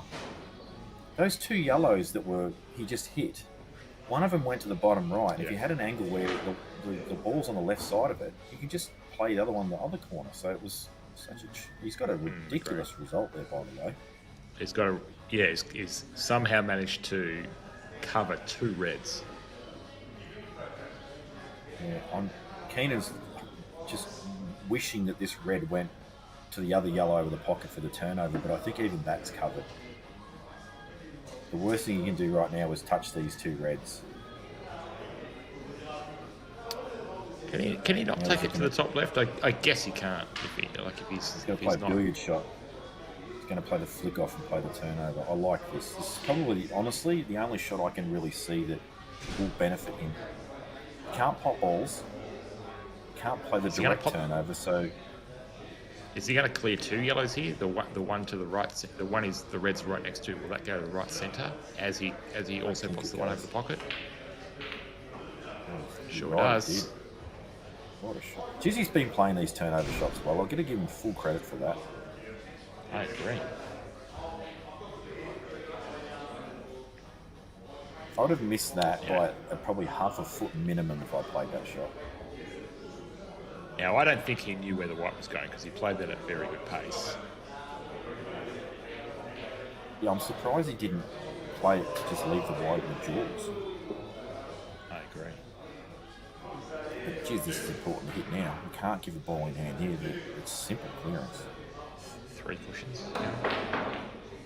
Oh no, it's a disaster. Don't match them open. But, oh my god, it's not a disaster. I think it's perfect. If that It's yellow actually doesn't turned go out. bottom right, It's gone back to where it was before. it has. It must go. If it doesn't go, he's going to sit it, and he's in the box seat still. He's going to sit it. Oh no, it went. Yeah, good shot. Good shot.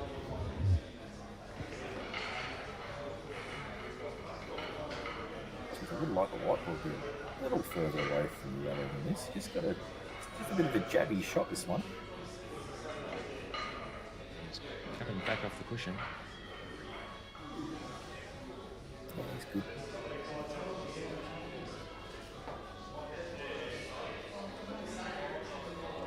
He's good. He's just got to control the pace.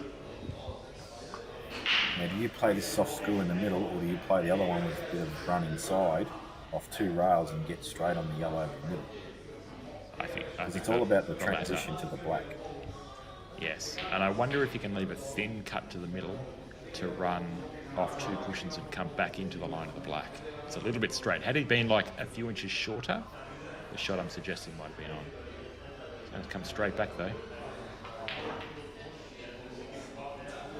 Let's watch the pants pull up.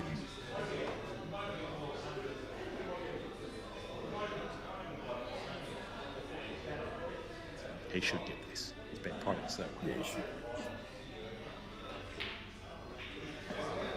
So, 11-8. That turning point of Keenan's that he's worked so hard to get the scores back to level, being eradicated. He was 7-3 down, so he was 4 frames behind, now 3 frames behind. But yes, Paddy's stopped the rock and also was pulled out. It hasn't been, it hasn't been flashy, fly away, running racks kind of pull though. So certainly, if this style of pull keeps continuing, Keenan will get chances.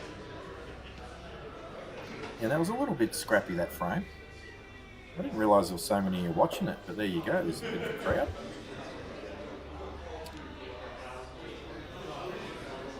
Yeah, good on. It's the Ukrainian club in Geelong, have I got that right? Yep. Looks like a nice venue. They've got a nice big open space there to play the game. Got the bar, got a few spectators.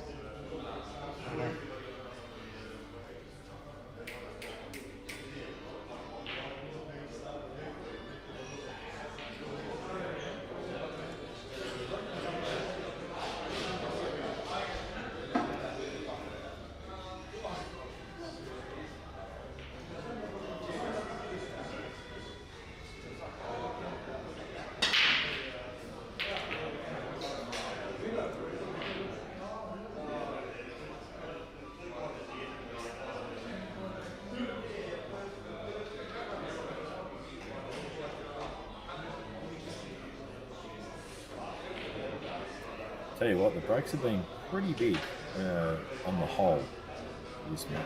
They've split quite well the majority of the times. It's not a good sign the table's running well. Yeah, this table looks very nice.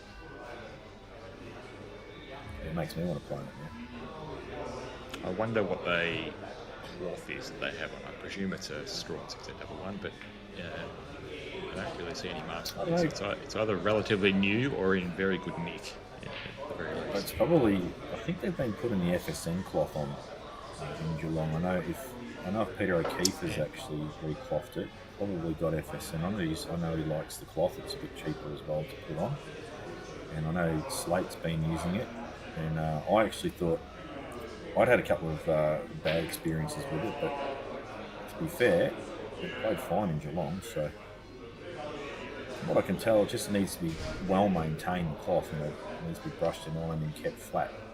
Otherwise it can move around a little bit thicker. Oh, I see. I've seen a lot of these weird, like, loose misses starting to happen now. Well, it's a long match where we're 2.25 hours in, 19 frames down. Sometimes after a few hours, a bit of just physical fatigue can make a difference. Yeah, I get that. I mean, I guess personally, I'm very lucky for that. I don't suffer from that kind of fatigue when I play. In fact, the longer the match goes, the better for me. I seem to get better and better as the match goes on. The majority of the time, I'd say all the time, but other players, you're right. They just fall over. Dare I say the Gus DeGiorgio and Rocky Hammond match in WA that happened where Gus was like 506 to 2 up and ended up losing. Yes. Just ridiculous comeback. And on the hill too, was he? If I remember correctly. I don't know if he was on the hill or not, but he was pretty close. And when he asked what happened, he just said, "I just got tired." I actually couldn't comprehend it. I couldn't understand what that meant. But it affects different people in different ways. It's scary. Gus Eating a banana about now. Oh, he's probably had 6 and doing some sugar lollies, and I dare say Gus would like the rematch with Rocky if it ever came to fruition. I think he was supposed to come over to Victoria and play, but that's a long time ago now. That match is probably unlikely to ever happen. But it would be a good match to see. I'd love to see it. Absolutely. This would be a good table to play it on. I mean, it's a neutral venue. It's clearly running well, the table. So I don't know if either of you guys are listening out there, if you're both keen to still play that match, maybe we can get that happening down the track. Come on, Gus. Come on, Rocky. Get on it.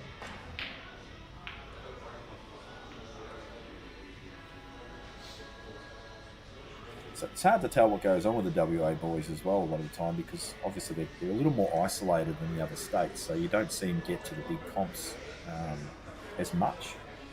And so, last time I saw Rocky play was in the Pocket Series, so who knows what he's doing since then. He might be playing, he might not be playing, could be in career best form for all we know. I think he made the stateside. Was that last year, I'm thinking? We can probably see, I might pull it up in a minute, all of the state teams now on, is it pool stat that they're using ahead of the Nationals? I think a lot of the... I know WA's sent, without sounding rude, I've sent a second tier team compared to last year's team.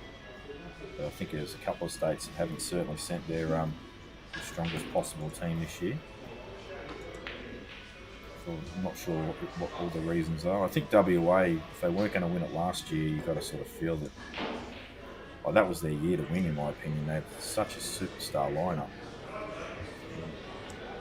Didn't get it done. I certainly had them on paper as favourite.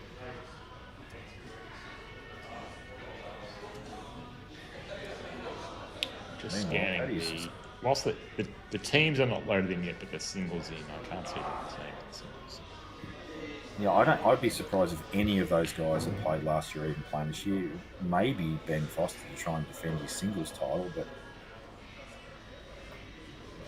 Is Angles playing? I can't see his name in singles either. shot this. He's played it with a lot of control. Played it very well. One good black. Well, here we see another long pot. Is this going to the bottom right or the top right? I think the top as we look at it now. Bottom right. Oh, no, other way. No, bottom Missed right. it. Another great straight long in. pot. Wow. He doesn't touch the jaws either, does he? No, he's finding the centre of the pocket.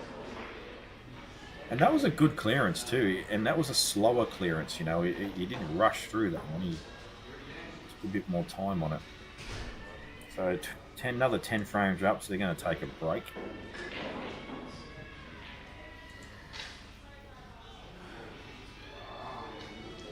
I wonder what's going on that other table in the background there. Do you reckon they've got a cash match going, or they're just having a good? Looks like they're just having a good. I didn't see anything on the poster they put out. So, a 4-frame buffer at the first break. Keenan's come back to level it. And here we are at the second break, and Paddy Hood has pulled out to it yet another 4-frame break. What are we doing here? We're doing a raffle. We've got the Keno balls out. We're doing a raffle. What are we winning here? Dan, give us the insight. What are we winning here, mate? We've got a door prize drink card. We can hear you, Dan.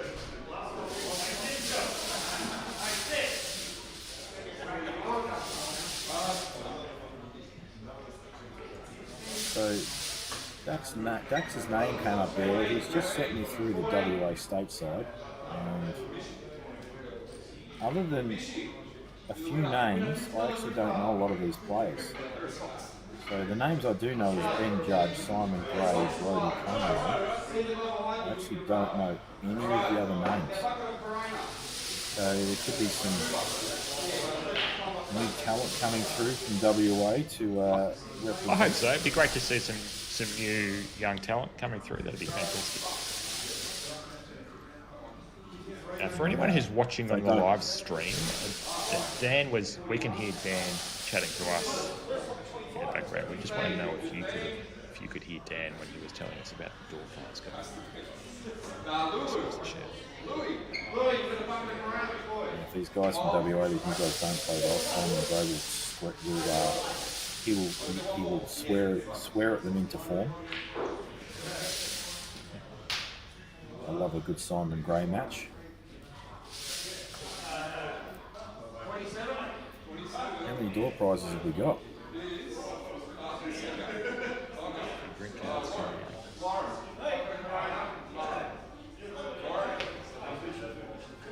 I don't think that guy in the hat on the left wants to win this. He's drinking Coke.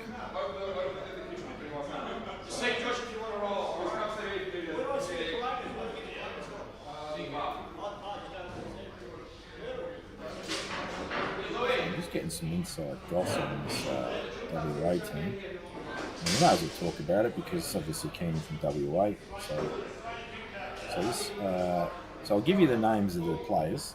I'm sure some people know them more than I do. I'm a bit out of the loop with players these days since I don't know the players much as I used to. We've got Matthew I'm sorry if I pronounce this wrong, Franceschini or something like that. Apparently won the world under 18s, so he's obviously no dummy. Jason Doyle, Ben Judge, Simon Gray, Daniel King, Brody Conroy, Marchi Andy Hammy, sorry again, Callum McKay and Dylan Moyes. So that's the team. So I only know 3 of those names. The WA seems to breed good players. I presume a lot of the WA is a big state, but there's only a couple of big cities, so I suspect the local leagues are quite strong. I'll have a lot of a lot of the players that you saw last year's state team game, you're probably playing in local leagues, so there's some good talent to play against and learn from. Good luck to the WA boys. The Nationals are coming up in just a couple of weeks, right? So good luck, boys, as you head over. Exactly. And I mean, you look at most of these state sides, I think ACT had a very strong team. And I know that sounds weird to say ACT because obviously they've not really been competitive over the years, but their side that they were sending was very, very good. But they did have a couple of last-minute pullouts, being Edmund Chen and Anthony Chia, and they're both very, very good players. So I'm not sure who's replaced them. They had a good lineup. SA's lineup, I'm pretty sure, was a lot of new players, a lot of new first-time players. Victoria's got like 3 or 4 first-time players as well.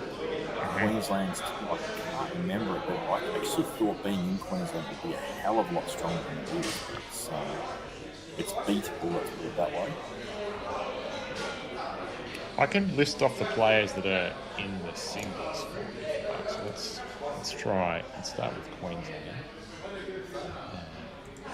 So Andy Barnett, Craig Stevens, Dane Beaton, David Linton, Josh Hart, Justin Thursby, Kane Stone, Macklin Fernandez, Morgan Evans, Nathan Appleton, Rob Pendleton.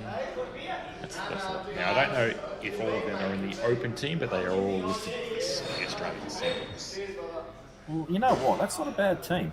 That's pretty strong. That is not a bad There's a couple team. of names in there I'm not familiar with, but yeah, definitely. It's definitely. I actually didn't think it was as strong as that. So there you go. That's definitely a team that can push the finals contention, if not win it. No doubt about it. So here's the ACT players: Charles Swang, Graham O'Connell, JT, Jason Tanaskovich, Joseph Rennie, Kenny Nickel, Matt Harmon, Shane Smith, William Keogh. Yeah, that team's changed a lot. I recognise a few of those names, but not all of them. What was your other question? South Australia. Colin Gamble, Dave Jantz, David Lyne, Dylan Vonderwall, Harry Jantz, Ian Hinton, Jeff Lewis, Kobe East, Matt. Oh no, sorry, that's wrong. Nick Lynch. That's the lot. So other than 2 of those players, they're all first timers as far as I know in a state team, not including Yes. Australia Cup. So anyway, Yeah, so some match new has blood coming resumed. through, which is good to see. All right, let's see who gets the early momentum after the break. Yeah, and we'll be on the Rassins as well, which will make for more open play, but also I think we'll see more lost cue balls.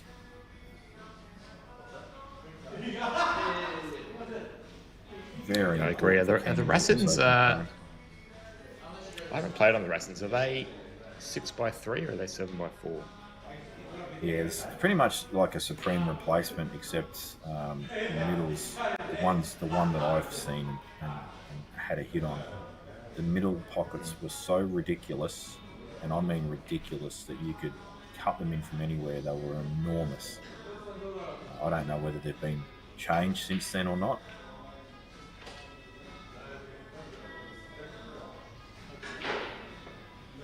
It's a bad miss from Keenan. He's just got to. I think he just needs to take a step back. He's just had a break. He just needs to take a step back and go, you know, what am I doing wrong in this match so far to be 12-8 down? What's the key thing I'm doing wrong? That right there is the key thing. He's missing balls he shouldn't be missing. And it's due to laziness as well. It's not due to ability. Yeah, I agree. There's certainly been moments where he has paused and taken a moment on those shots, and he gets them. Paddy's got to think about these two yellows on the left-hand side here, doesn't he? If he wants to commit to this, he needs to get low on this ball on the bottom left and go into these 2. Or at least the one that's to the left, because that's completely dead.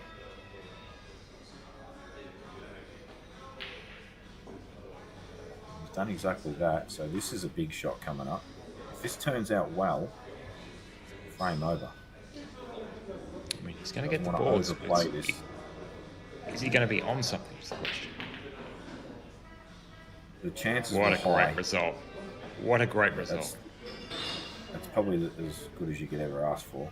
I thought the chance of being on something was high because of that ball in the bulk area. But that's just that's a ridiculous outcome. That's the stuff dreams are made of. You go to bed thinking about how you're going to go in this match, and that's the sort of outcome that you're dreaming for.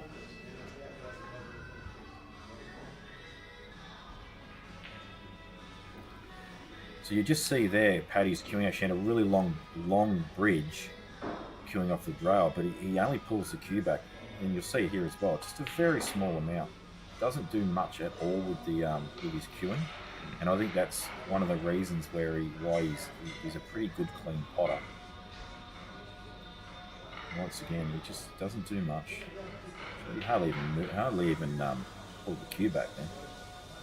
And even this shot, like he's going to punch this in, but he still won't Left-hander pull is the on the cue back correct a side mile. of the table. Yeah. Just wow. Jesus. No pause either. And it's the first one of those I think we've seen Paddy miss, and it wasn't a close miss. He was a mile off. If I hadn't been talking about all that, he probably would have just drilled it.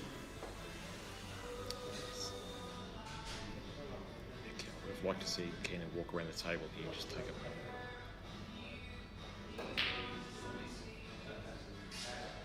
I don't understand why he's done that. You actually give him a chance to pot this. Play the run through. If you're going to commit to the clearance. I think he wanted to stamp some authority. He deserved that. Oh, wow. Okay, it hasn't gone in. How's the white ball? Well, now he has to take on a long pot, doesn't he? I think, from that angle, the ball in the middle looks like the shot. Oh, yeah, it does look like it from here. I mean, he's right behind it. We're not. Like, you know when you're behind that shot whether it's on or not. I think if that's on, it's the only shot to take. Because later on, he's got to play it anyway. Well, that's a good He point. smashes that in. Does look pretty rough from there, doesn't it? But it's one of those shots you can dribble in. Yes, I agree. You're gonna cannon these. For me, I don't cannon into these now. I run low. You and run I'm low, trying to sure. cannon the ball. It's a good shot. It's a good shot. So the same thing, is he going to drop this in and play direct? If he didn't like it earlier, then is he going to play for the cannon? And if he's going to play for the cannon, she has to play for the one that's further out from the rail. That way, if you don't hit it flush and land on it, you're on the board in a rail still. But to me, you've got to play him and just play to pot this. Drop it in. Yeah, he was Tables he been was taken lining up off. the one closest to the rail as a cannon, so I'm not sure. I don't like that. I Wow. don't like it. He's got something, but it could have gone horribly wrong, Matt. Could have. Can you soft Yeah, screw he's- this in and hold for the same pocket? Yeah, that's what I'm wondering as well. Or is he going a bit further off the rail and then back out to the bottom pocket? Yeah, his white's lost the white a little bit. His white ball's been atrocious, to be fair. Without I'd like to see making him. the poor bloke sound too bad. Yeah, I would have liked to see him just take a moment there, step back, walk into the shot. He's done that.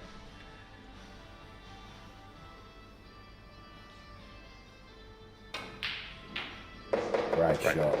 And this, whoa, where's this going? Oh no! Oh my god! Oh, I think he's got lucky there because I think that curled in. he hasn't got a woodsy here, has he? I think he might. Has. We've got to be careful not to follow this in. Play it. Wow.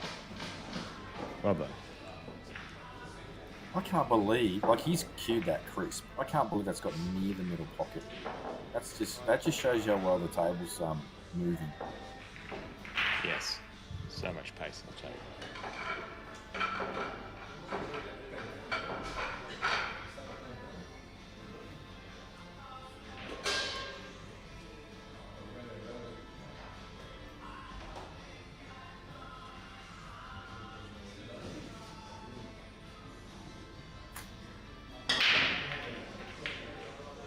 break again. Has not found the ball. Yeah, some clusters on the left there. They're not as bad as they initially look. He's got an opening yellow in the middle, and he can actually just open everything up with his first shot. Yeah, I agree. There's First actually two multiple shots. balls here. There's multiple balls here that can open that cluster up on both colours. I'm gonna bet this opening shot. I like it in the middle first.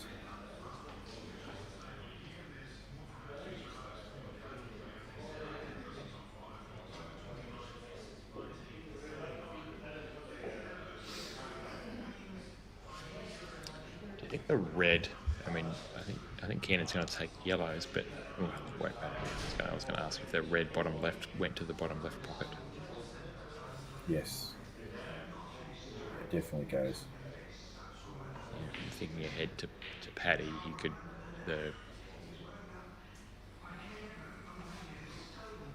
he's been a little bit indecisive here, Keenan, isn't he? But I don't mind this because he's instead of just getting down and banging a ball in, he's actually decided I'm going to have a good look at this. I need to work out what's going on. There is an argument for reds as well. Yeah, the red to the top right of screen here is a good. If you get straight on that, like if he just dropped this in, for example, he could play that red and then open that cluster up, which is why I was asking if the red was on. Yeah, and that's why I agree with you because I think that ball is very powerful where it is right now. Not sure if he's got the line right now on it or not, but he's ironed it off, so maybe he does. He's just got to cue this well, not overplay it. Yeah. And that's just beautiful cueing that. That's a great result too. If you were to go back and replay that, and this is why I meant at the start of the match when I said I believe Keenan is a better cueist, a better technical cueist, the pause when he pulled the cue back and the delivery, that is beautiful cueing. And not everyone does that, of course, but when you've got that in your arsenal, it just allows you to strike the ball so much better. If you watch most of the top players, they all have some kind of pause in their action. Just Keenan's demeanour around the table in this frame is so much better than it was before the break. Well, he's just slowed down a bit. This is what I mean. He's now making sure of things. And even this, he'd already be down on this earlier on in the match. I think he's decided, you know what? I cued those last couple of balls on reel in that last frame. I slowed down a touch. That's the answer. Just got to be neat with this. If he gets this one shot right, it should be easy clearance.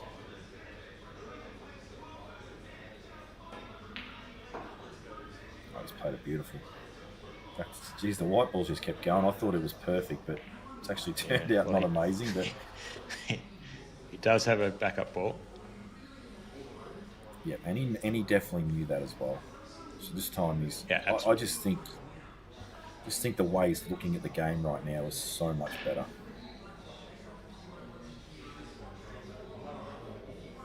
It has to finish this frame off now. This is so important, this shot. Because you've got to remember, this red that he's going to leave to last, it doesn't go everywhere. So he's overplayed this as well. The table speed is actually killing him a little bit. Because he's such a cueist and he's got a long flowing action, these little touch shots, because that needed to be like a bit of a soft screw rather than a stun shot. So because he has to land low on that. This is tricky now. Yeah, I mean he can. I was going to say he could roll through and tickle off the black to leave the red right centre, but then he's going to put the black in a position that makes it harder too. So he might have to play a forcing shot here, yeah, off bottom rail. Exactly right. Tell you what, that's not bad. He's giving himself a shot. Yeah, is he hampered? He might be. His cueing's okay. It's all about.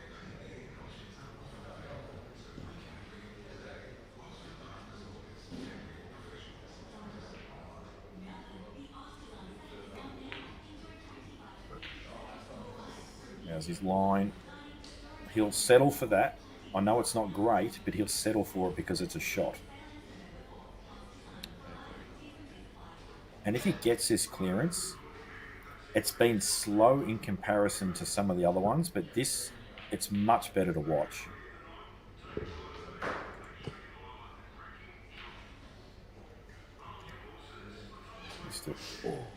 Was missable.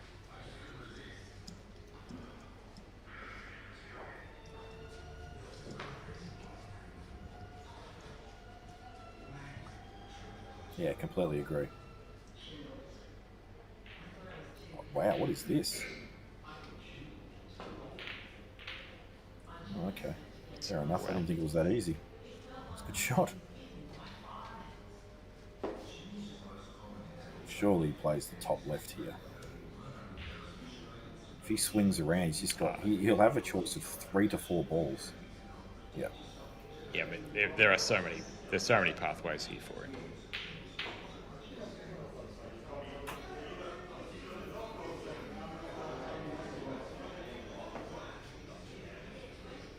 Honestly, it's the one bottom right closest to the pocket that he's just got to clear. And if you can do that, then everything else is fine. Yeah, well done.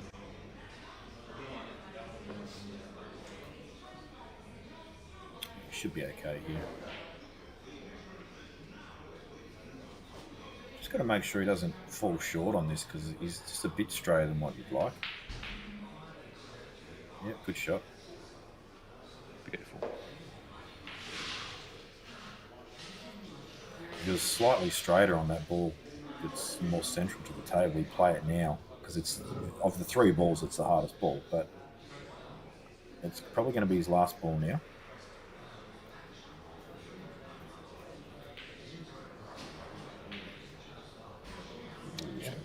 With an eye like there.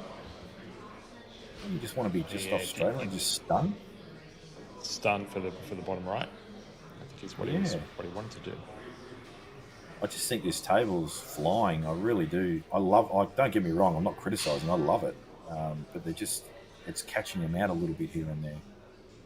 Should still be okay side rather than back across. But how much easier would it be just to move the white ball a little bit? Yeah, it's a good reroute. He just well judged. Just took a moment and said, "Okay, I've got to go a different path." And had a wide margin for error. That's a shame for Keenan that because he did. Like he wasn't super neat in his clearance. He ran out of position a little bit by falling off angle on his second last yellow. See the pause and the pull back of the cue. That's elite cueing. That's what he has in his arsenal. Got through it so nicely.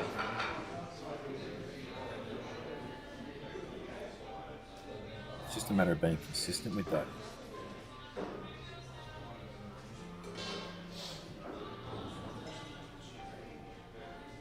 Now, as we get deeper into this third session, I think there's a 4-frame buffer here for Paddy. If we just go frame for frame for the next, say, 6 frames, and you end up, 16, 12 or something, Paddy's getting close to the line. I think Keenan just needs to really mean a frame or 2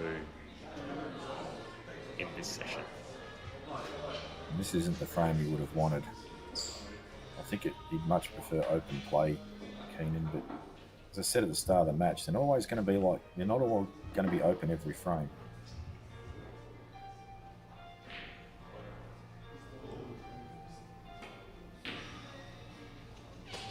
Oh, it's bad miss.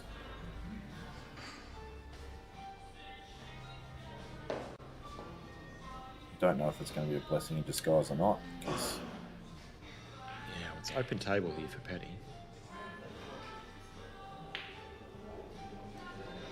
So straight away he's got the line to go into this dead red, but once again, if he doesn't land on that ball, he doesn't have a link. He's got to come underneath this. Yeah, nice. Had to come underneath it. If he had to create into it, could have just stuck there, promoted the yellow to being on nothing. Let's just go. It didn't. didn't look like this was on, but maybe it is on. No, it's just Yeah, so he's just pulling up now. He's being smart. Yeah, I think that's sensible. Paddy's won a lot of these frames where it's gone a little bit tactical.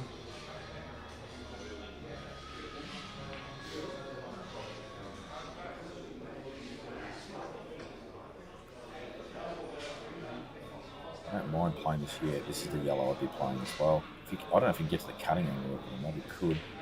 If he had been able to cut that thinner, I think I'd have been tempted to cut that much thinner. Push the red a bit further up the rail. Yeah, absolutely.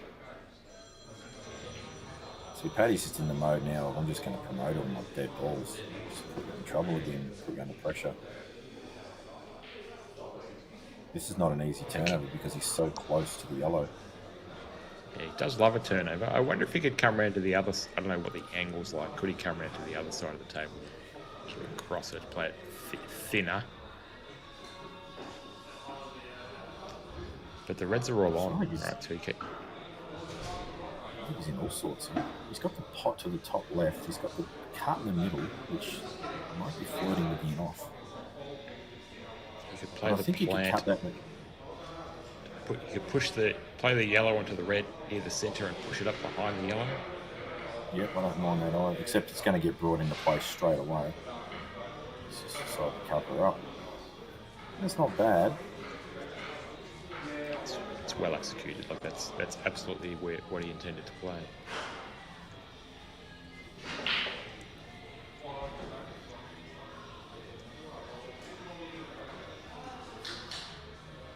Yeah, Paddy's going to be a bit careful here. He doesn't want to leave him on the turnover and just no shot. So he's got to put the white ball in a spot where that can't happen, or bring a red into play where if the turnover happened, then he'd be on a ball.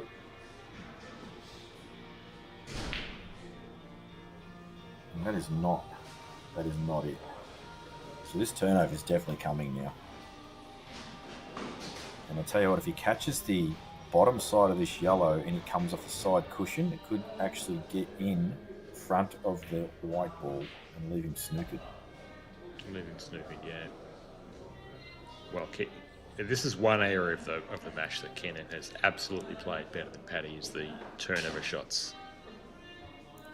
You could also argue you play the ball in the bottom left with a touch of running side. Not much, because you want to catch the high side of the yellow, not the low side. And pot that as well. Play the skill shot. Oh, and skill then shot, on the yes, yellow, I see. And he's actually got the clearance in as well. So he's spotted it. He's just got to execute it. He's going to place the touch aside, doesn't he? Let's see how we go. Yeah, he had to play it aside. So that shot I've said is still there. In fact, it's actually better now. I agree. And it shocks me that he's not even looking at it. Or maybe he is, he just doesn't like it. I think he's just sort of like if he can't get the snooker, I think he's just thinking like, how can I leave this white ball in the worst possible position for Paddy? You're right, that's exactly what he's doing. Yeah, pretty good. It's not bad. I've got to say, I'm very impressed with Keenan's turnover tactics. What he does with the white, how accurate he plays them.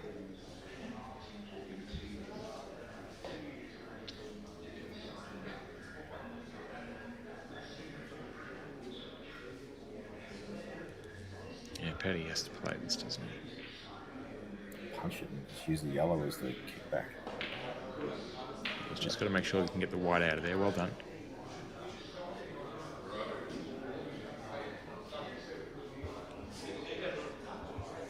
One good pot. They are all there. It's still work to do, but they are all there. Oh, he's on this. This is the That's bonus. handy.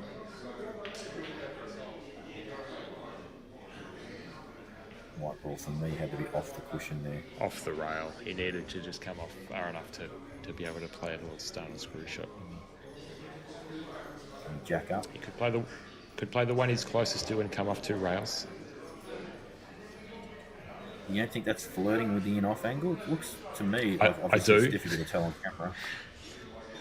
That's why he's jacking up. This Yeah. can go wrong. Oh, and he's miscued. I'll be happy he didn't foul. But He'll now, find himself in a spot of bother. yeah, Keenan definitely be wrapped to get back to the table.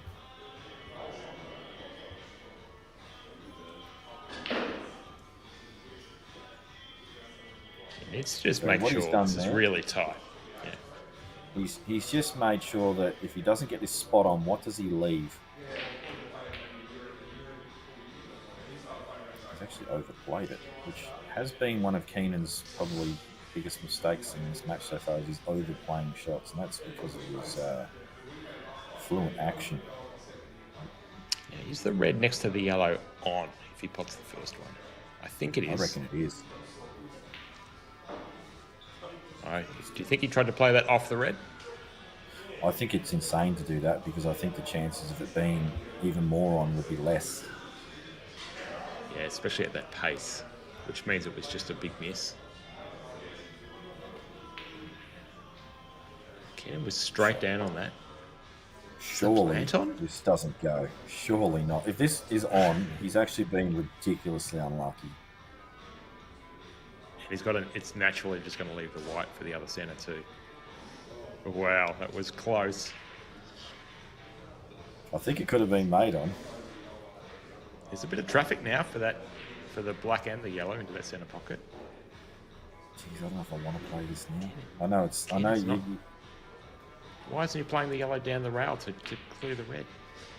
Because he's committing to clearance. I get it. I understand, but He's been lucky.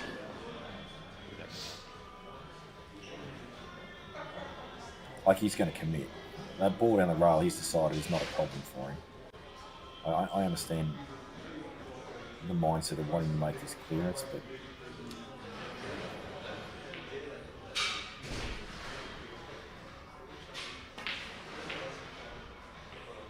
to me so far, for him to make a clearance where I feel ultra confident about him getting it, his white ball needs to be neater. It hasn't been neat enough for me yet.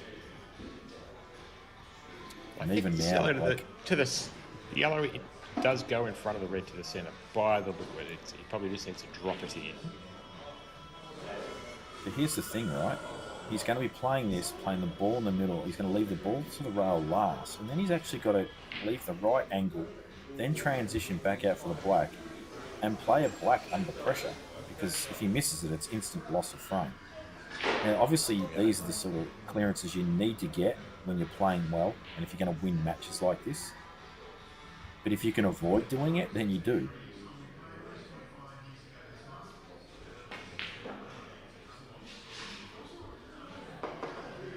So this is a shot where you can't drop it in. You've got to kill it. You've got to get the white ball back out. I agree. He doesn't have to do too much though. He can play it to bottom right. Just got to get off the rail. Touch your right hand side. Just a touch your right hand side to help it in. See, he's missed that. Push through the white. That red is on To me, the top right. I'm going to make the call right now and just say that Patrick cannot lose this match from here, because this needs to stop. These little things like this. Otherwise, it's going to just keep happening throughout the rest of the match, and he will actually give himself no chance to win. Needs to be neater and then cleaner with the execution at the end. Yeah, I think the only question for me is, like we saw in the second session, can Keenan get a little purple patch, get a run of 4 frames on, close the gap, get it to level all, and then pressure can do all sorts of things at the end of the match. And Paddy didn't even want to take a risk, chop that ball in and not get position. He didn't want to take a risk. He just said, you know what, I'm in so much control of this match, 13-9 up, you're missing balls. I'm just going to snook you and you can give me an easy clearance that I'm looking for.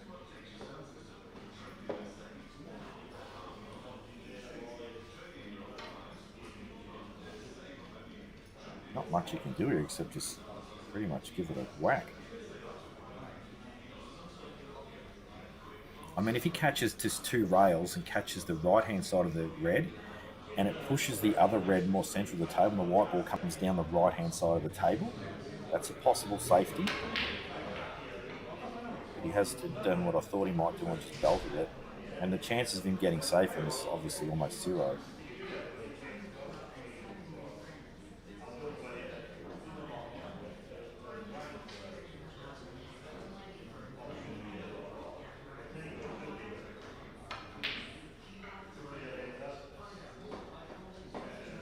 That's interesting.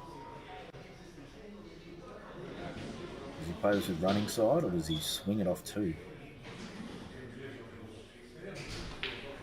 Swings it off two.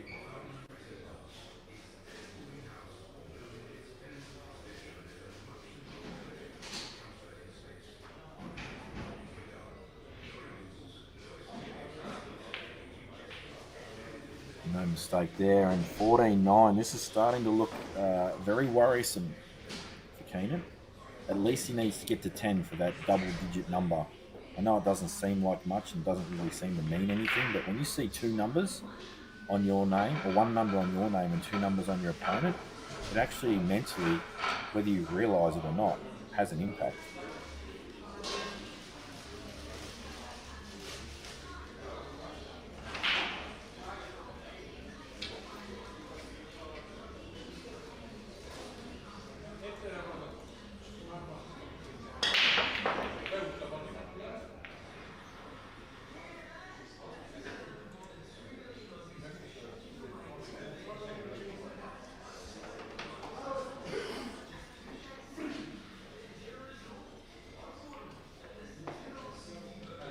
Yet again, we see some little cluster on the left-hand side. He's trying to get into it straight away, but to be honest, I don't think he's even there. He's not even near it. He's still got another ball in the area though to get on it. If he can land just a little bit higher the ball line. Oh, he's going into it again off from that shot. That's a low percentage. Do you think he's just made a decision to say, I'm 5 frames behind, I need to make something happen? Look, possibly. But shouldn't the decision be, okay, the clearance is on, let's map it, let's be neat about this, let's make sure of it, rather than just let's just smash into this and open it up? Yeah, maybe. Like, I don't mind changing something up. Like, you're behind in a match, you've got to change something. So to put in a couple of shots and say, I'm going to try and be a bit more aggressive and try something. I don't think that was the shot because he's left for red dead.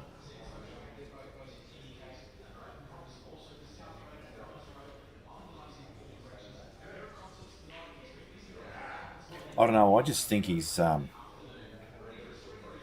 don't know. I can't put my finger on exactly, but he's just not. He's not finishing basically, and if you can't finish frames, then you don't win.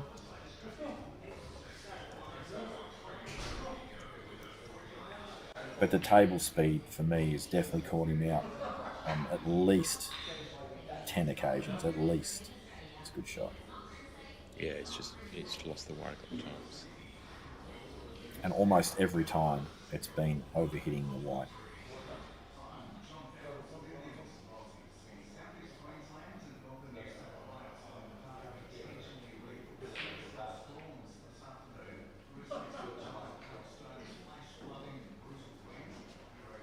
Good reply. Yeah, I like that. Like I'm asking a question. Paddy's still got 2 tricky yellows. Well, 3 now if you think about that one near the left centre. 2 on the rails. Yeah, this is by no means easy. I wonder if this yellow goes under the red to the bottom left. The top end of the table, sorry. Top left. At the T, yes. That actually At the top of the screen. makes a huge difference, yeah. Yeah, I agree. I don't know whether Dan can give us a look at that, but the whole dynamic of this clearance of his going to try and take it on completely changes if that goes. He's looked at it. Well, Paddy, he just had a look at it, yeah. He's No, surely the reason I taking say it it, off the rail. the reason I say it changes everything so much is this ball he's about to play now. This is Mike Ball to cannon the red and the yellow on the left side. which is done, he's got him off. But it's also a link to the ball to the bottom, to the top right of that ball if it doesn't go. Agree. Yes. But it's all irrelevant now. Now, if Keenan doesn't clean, if he doesn't get these, and I know once again it's easy to sit here and say that, but if you've travelled from WA to Victoria to play someone for a $20,000 pot, and you can't get these, shake his hand, walk out the door, and say, "Thanks, buddy, too good." I agree. This is a must-win. Absolute must-win. This frame. Big breath there. He's got to put all those in, get back to 14-10. It's a 4-frame deficit, but you're still, like Paddy's not near the hill yet. He's got to win this session. And if he can't get this, he's in a big trouble. Yeah, he's perfect.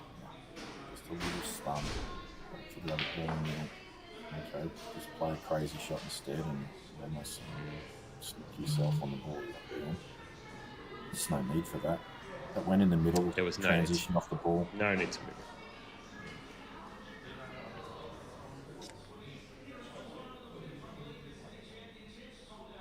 it. Even this, don't go up and down, just drop it in. Thought he was looking at going up and down then. Bring that yellow on the rail into play.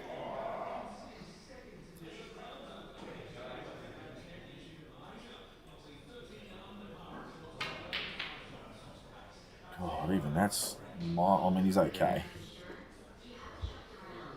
Actually, I think that was his intended shot, to be fair.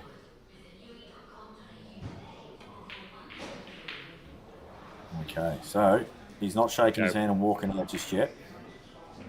He's got the double-digit psychological score.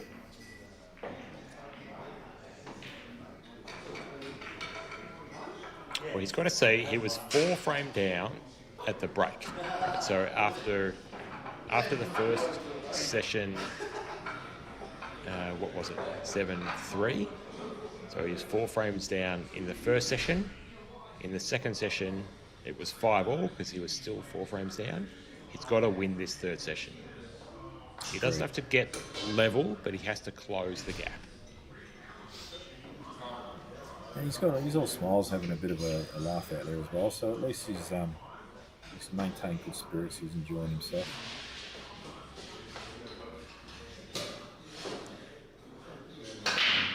So far this session. I've been waiting for that to happen. I have absolutely been waiting for that to happen. He hits the white ball too high, in my opinion.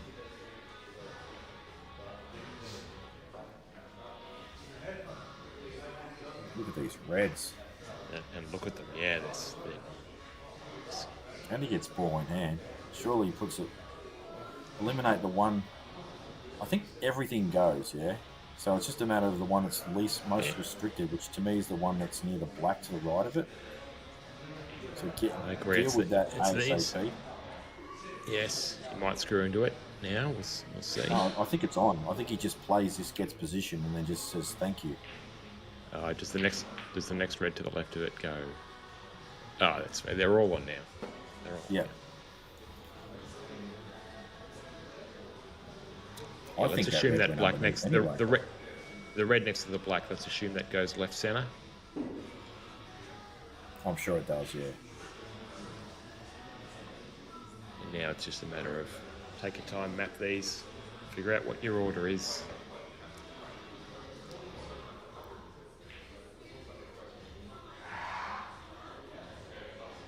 Actually, what I might get Dan to do, because I may have misjudged this, but I'm going to get him to give me a still of the break when Paddy got the ball in hand before he played that first shot, because he's moved that yellow, and I don't think he actually needed to.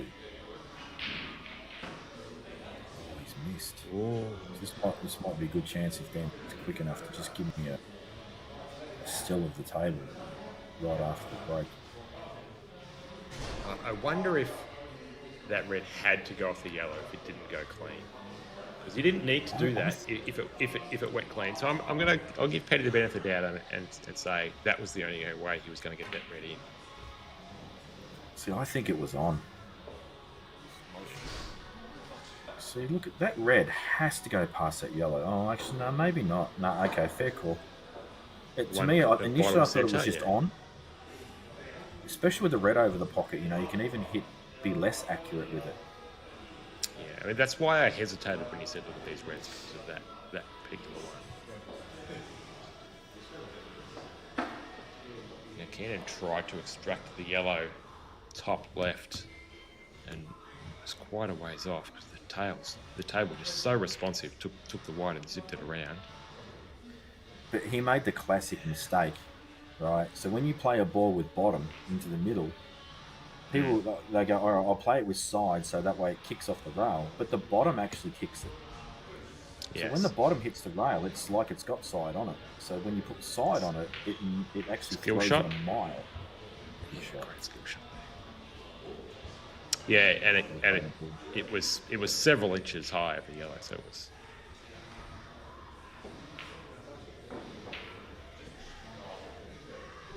I reckon sometimes if you said to a player, you're not allowed to use side at all, their white ball sometimes would be so much neater.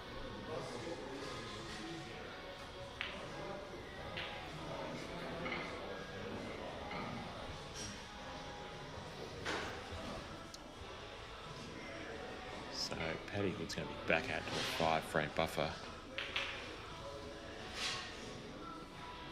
Yeah, and other than that turning point where it allowed the match to re-level, this has kind of been the flavour of the match, where he's just had a pretty comfortable lead for the majority of the match. Yeah, and even when he got out to this, like, he doesn't, just frame for frame is fine for Paddy Hood here, right? He doesn't need to push the lead out. He doesn't need to make anything in particular happen. This flow of results is fine for him. Keenan's the one that needs to take some action to change something up, to cause a run to go his way. I just don't think he's playing well enough to win this. Like, he's had some glimpses of some fantastic pull, but for me, the white ball has been the biggest issue. Like when committing and he's losing it way too much and then unable to retrieve the situation. Paddy's now in cruise control mode. That clearance he just made there after Keenan's miss, he just cruised through that, not caring the world because he's getting. The only thing we've got to see now is, I don't know if Patrick's played a big money match like this before. So I mean, he's played tons of comps. He's played big guns and knocked off some big players and that sort of stuff. So he's got the experience, but I don't know if he's got that winning line. You know how you get on the hill and sometimes you just can't close it out. Yeah. How does the pressure feel when he gets to 19 or 20? And I wonder which how might be much of Keenan's this last chance. Yeah. I wonder how much of this 10,000 is Paddy's. You know, like, obviously they're playing for a $20,000 pot, but that could be chopped up amongst a whole bunch of people. Surely there's a couple in there from Paddy, you think? I'd guess that he's put in 2.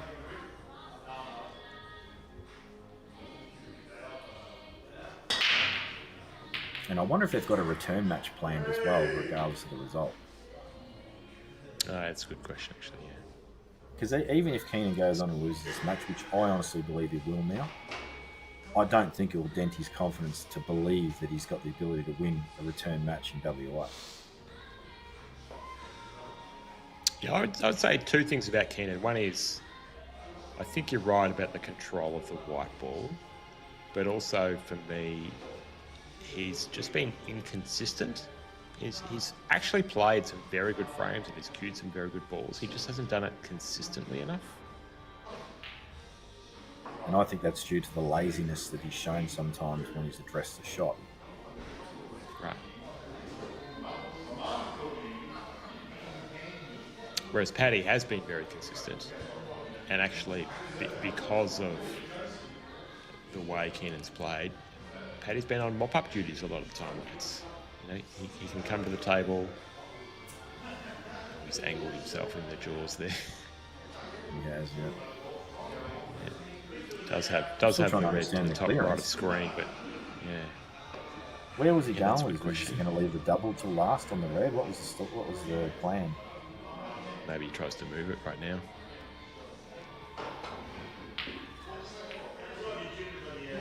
That'll do. He's got a top. That'll corner.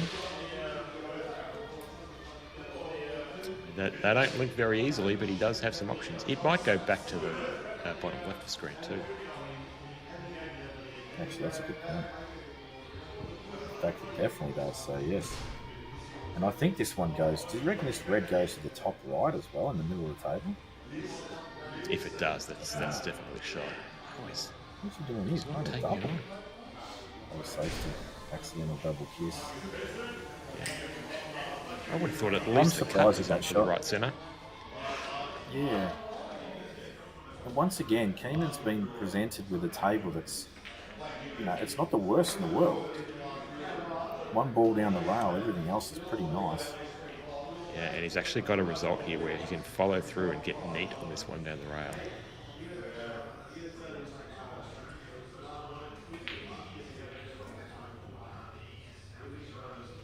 Yeah, that's fine.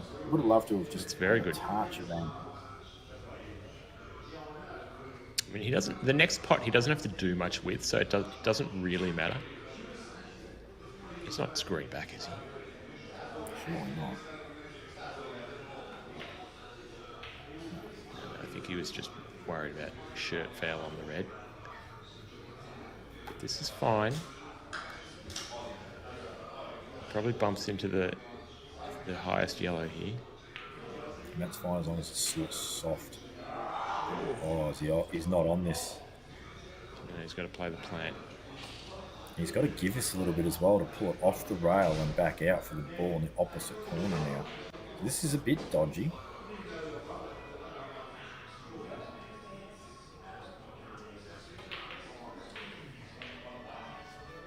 Yeah, it's not going well. It's sort of the story of the match for me. Exactly. In this cross table, obviously, he's got really no choice, I think. I mean, he could play a safety, but... I mean, the out for Paddy is not simple. Yeah, which says, you know, you could lay up here, but when you're presented with a situation like this, it's hard not to take this on. Because if you miss this, you've got to hit it bad. Yeah, I agree. I think he had to go for it. That's well done. Well done.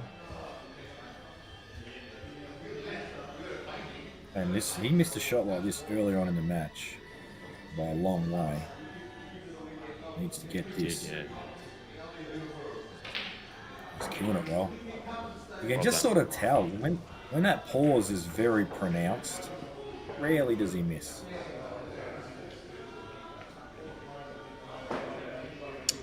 Yeah, I agree. When he executes his action, it's very reliable. Yeah.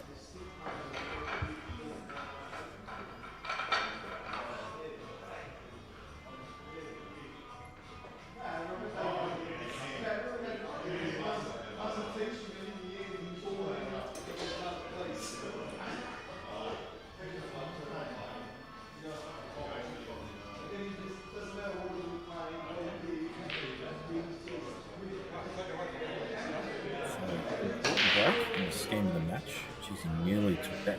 Lights launched off the table a little bit again. Just bounced a little bit, didn't it? He's just flirt. I mean, I was waiting for it early in the match when he finally went off the table. It didn't actually surprise me. Just for me, he hits a little high on the right. Not that I'm a breaking expert.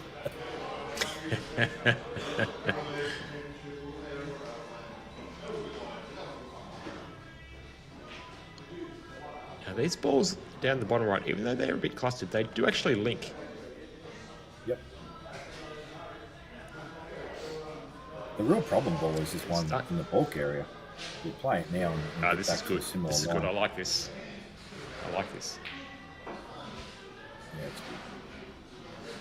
The important part about this is holding for the one that's just to the left of the two yellows, getting through Which is happening to the rail right ball. now.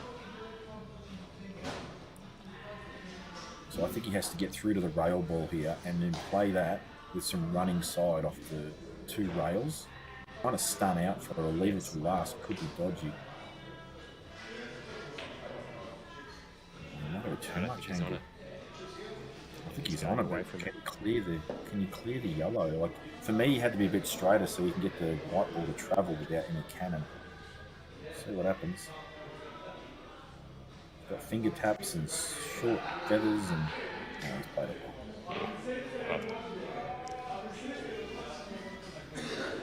But look how neat Paddy's White's been in comparison to Keenan. He keeps it all short, small movements, doesn't really overplay much. Yes, I agree, and that was a. If Keenan had come to the table with that out, I just didn't feel confident that he would have gotten it. But Paddy's just playing them much neater. Yeah, I think you're right. I think if you look at what's happened so far in this match, you would say that he's probably going to fluff that up somewhere. And even, look how quick Paddy's walking for Paddy now. He's in double speed. He's up and about. Yeah, he's in double speed, and people think that this is playing 2x, but it's not. Paddy's in the groove. She's just got a big break on him. And he's found his break. He had not made a ball off the break for a long time. You saw him last break get run in, and he gave a little fist pump. I don't know if you noticed that. And here he's found another ball off the break. Yeah, he did. So I actually prefer yellows here than reds. I agree, it's the reds to the bottom right of screen there, or the bottom left of screen now as we look. There's some work to do on those, whereas the yellows didn't have that work. I guess the ball on the rail is a bit of a turn off, and the fact that you've got reds in the area to extract that other red is something that's probably in his mind. When you say off the rail, it's a good inch off the rail. I think Paddy should be backing himself to pop that ball. Bit thinner than he'd like. I agree. Just this, if he plays the red to the centre, he might nudge the ball off the rail gently, but I don't know if he's going to be on anything. Does this cut, maybe? Yeah, I think he's got to cut it. Well, he's actually played for exactly what's happened. Clever shot. He's just keeping the pressure on Keenan. Now, Keenan's got a turnover option here, which I dare say he'll play. He's played him late in the match. He's down on it quickly. Yeah, it's better. Yeah, just take your time. Think about all where about do I cutting want off the the white red. to be. Where do I want the yellow to be? Where do I want the white to be? He's overhit it again.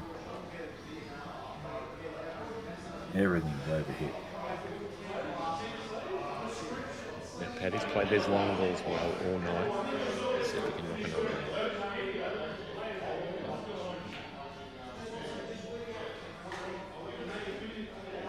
Jeez, I thought he was missing that. He was up quick.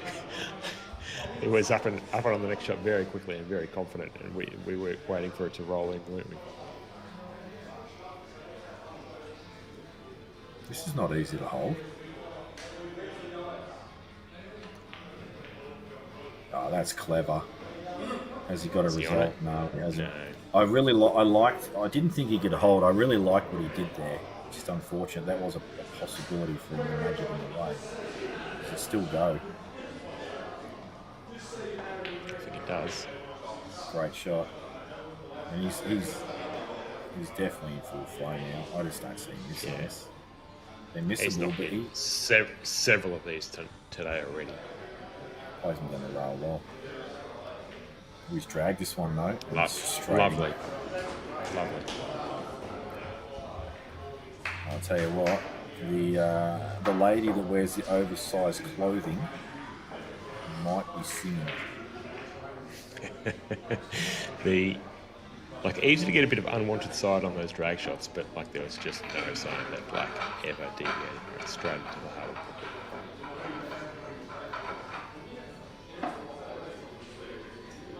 Yeah, I think Keenan's. It's so far back from here, but the only hope now is does Paddy twitch at the line? And also, does Keenan start taking his chances? Because he's had plenty of them. That break is not. Yeah, well, that can not gonna happen. like That can happen, right? you could get this combination of Paddy twitches at the line, and Keenan just goes, "Well, I've got nothing to lose," and some things start happening for him. Oh, look, I agree. This game, I've seen. You can't discount anything in this game. We've seen it all, haven't we, over the years?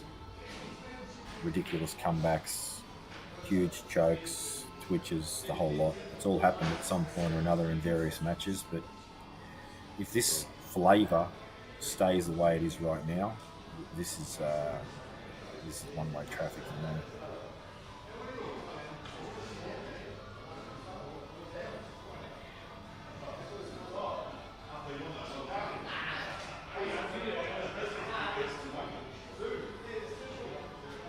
You know, if I'm Paddy Hood now as well, I'm just calling out the next WA victim to come get me. Yeah. Not yet. Like, let him finish this match first. But I'm just sort of saying, well, you know what? I don't even know how this match happened. I don't even know what made these two come to play one another. And for a reasonably large pot, given this is not. No disrespect to Paddy Hood and Keenan Cigler, but they're not the elites of the game.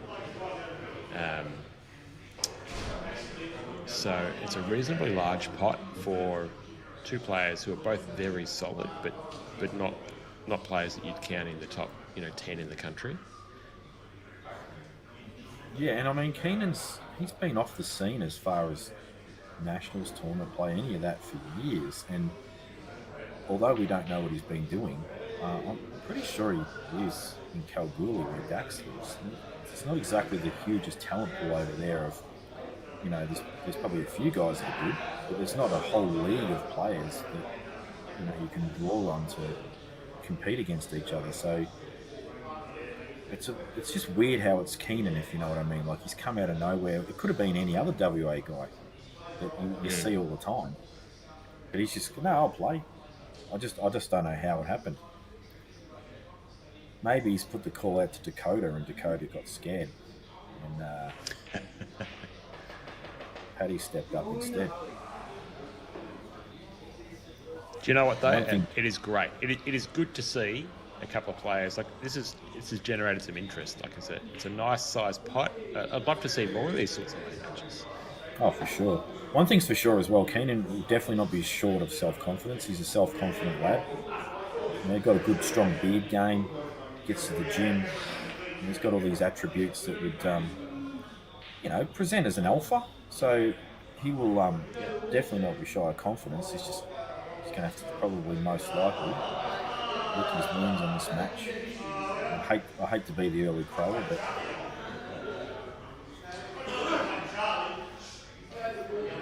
Well, let's hope there's a return match as well. Just misjudged that. And look at this easy clearance he's left.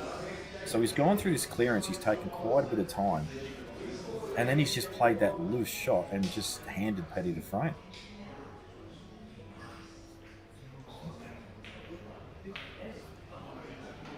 Yeah. Does not look good for Keenan. Oh no!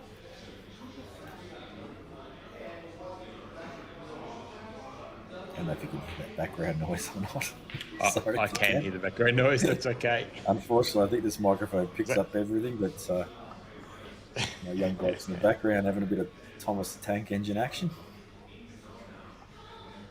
Good on you, Hunter.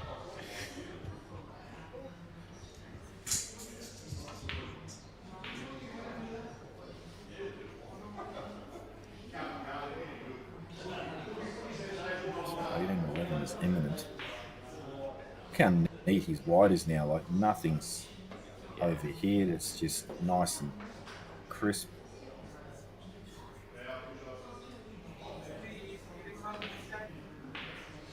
Even that's an example of, a long bridge off the rail, but his action is just so compact and neat that, it was hard for it to, even though it's created the opportunity for something to go wrong, just got through it, short backswing, shoot through the ball, in the block goes. That is actually why you'll see when Patrick decides for whatever reason to smash a ball, he will miss it most of the time because he's got to pull the cue back further. And that's what causes his action to go wrong is the longer cue action. When he's compact, not a lot goes wrong.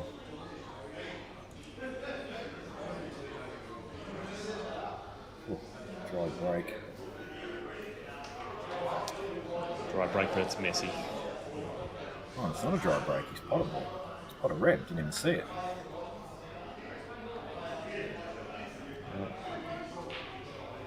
Reds are probably the balls if you can get one.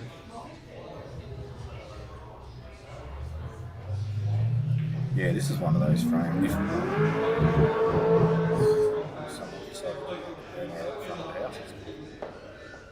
There's no way you didn't hear that.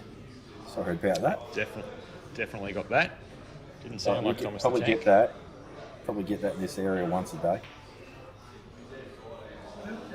Yeah, it was this yellow at the top of the table there was always the problem.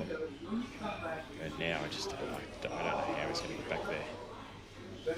No, he's going to play a safety now. If I was keen, I'm rapt to see that layout if you don't get to the table first because there's just no way he was going to go. Persisting with it. I think he's tried to pop that. What was the plan? Maybe that yellow is on. But, geez, you're going to have to land on a 5-cent coin.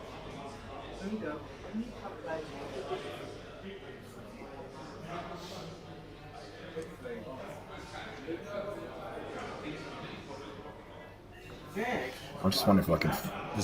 There's like a dial on this microphone. I don't know what it does. I don't know whether it cuts out background noise or what it is. I might muck around with it. Thank you. Oh, it's the volume actually. Volume's fine. Well, I'm going to just dial this and tell me whether it's softer or louder. Is it softer or louder? Softer or louder? It's like I think softer, but it's not much different. Okay.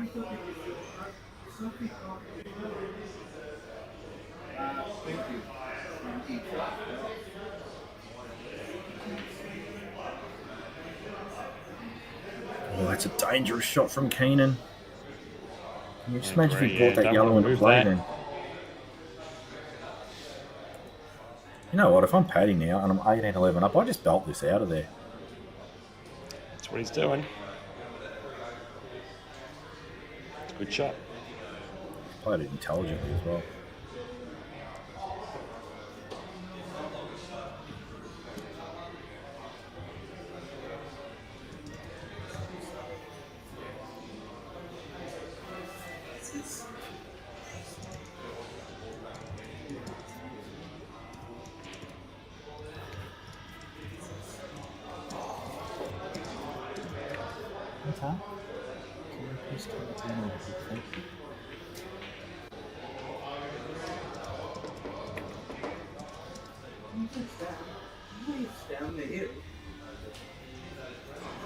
So, Keenan, good opportunity this, now that he's made that opener.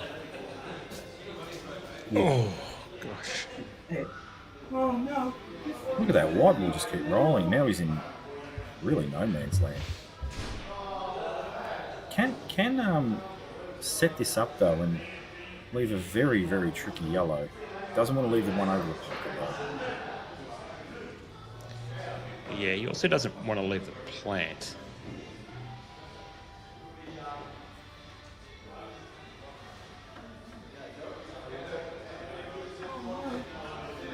Having a good look at where he wants the white to land.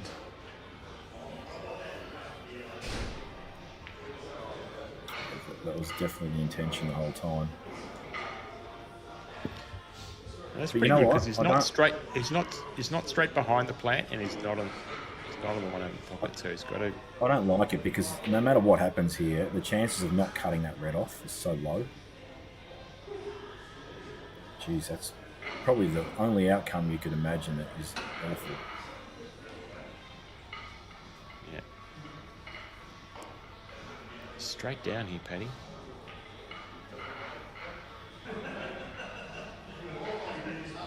think he's made the decision, and I think he made this a while ago in the match, that if I just leave it awkward, Keenan will take on some shot and lead me on. That's And right. I get more chances. That's a good shot. But still, because this white ball is not neat, It's not pretty, is it?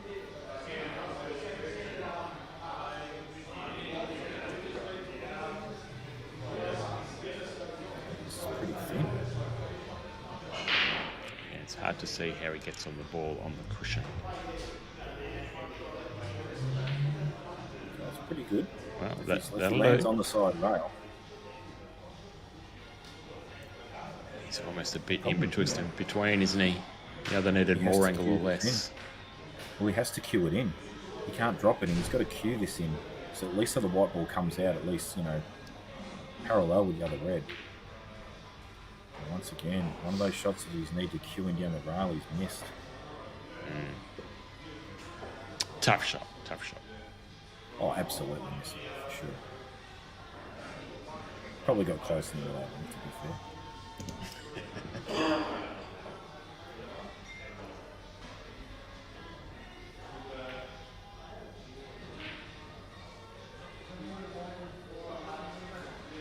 So Paddy's played that, I think, more with the white ball in mind than anything else.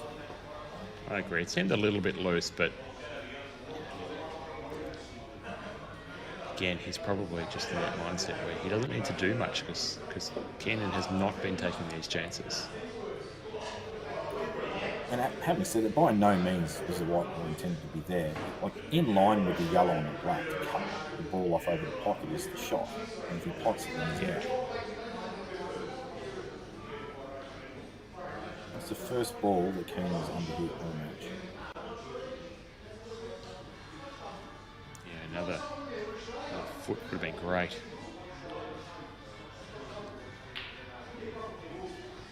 And this is the shot. He's played that shot to nothing, like I said earlier. Cut off the ball over the pocket. But really, I actually fancy Keenan to knock this in. As long as he steps back and walks into the shot. Yeah, the Like good he thing wants here. himself, like, Yeah, the good thing here is Paddy's forced him to play this shot. So he actually has no other option but just to focus on it. oh, look at this result. Wow. I think it's still on the yellow to the bottom right. Yeah. So here's the thing, right? If he pots that, he's not on the red. So he hasn't committed. He's played it to get the white over there.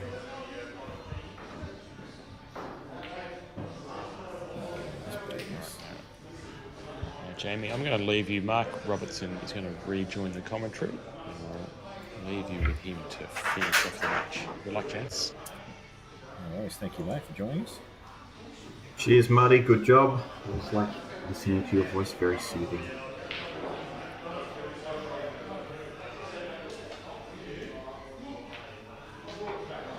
Good pot from Keenan, and should now.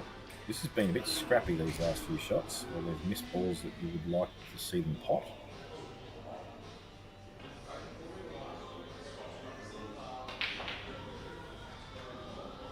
Played that very well to make sure he comes into the line of the potting angle. The match seems to have had a bit of a theme. Just checking, actually, making sure everyone can hear me. Can you hear me? Yep. Okay, I didn't want to waffle on for no reason. Match seems to have a bit of a theme, really. It sort of seems to be one of them gets in first. Let's say Paddy gets in first. He has a go in and out, doesn't make it. Then Keenan has a go, doesn't make it, and then Paddy mops up. That seems to be a common theme with this match, where Paddy's just kind of mopping up a lot after Keenan's just making some errors. And it's not like one of them's gone on a. Yeah, it's not like one of them's gone on a a 5-rack running spree or anything like that. They've both participated in.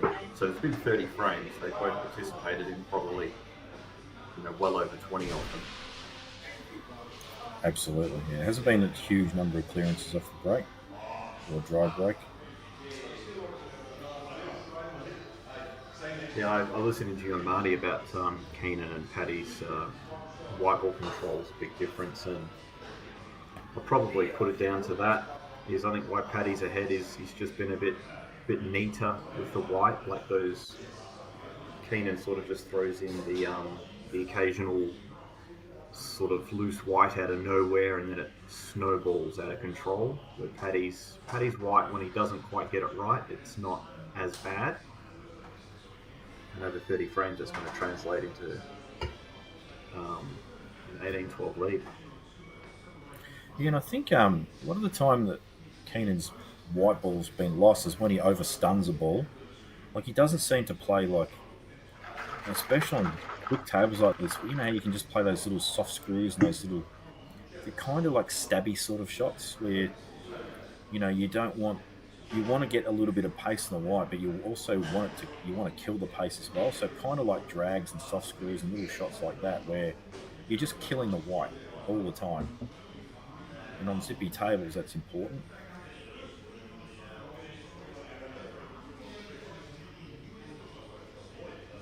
So I reckon, I don't know what these guys are doing, but I always like to think in money matches, whoever loses should always have the option to play again. I think that's just good, I suppose, etiquette in a way.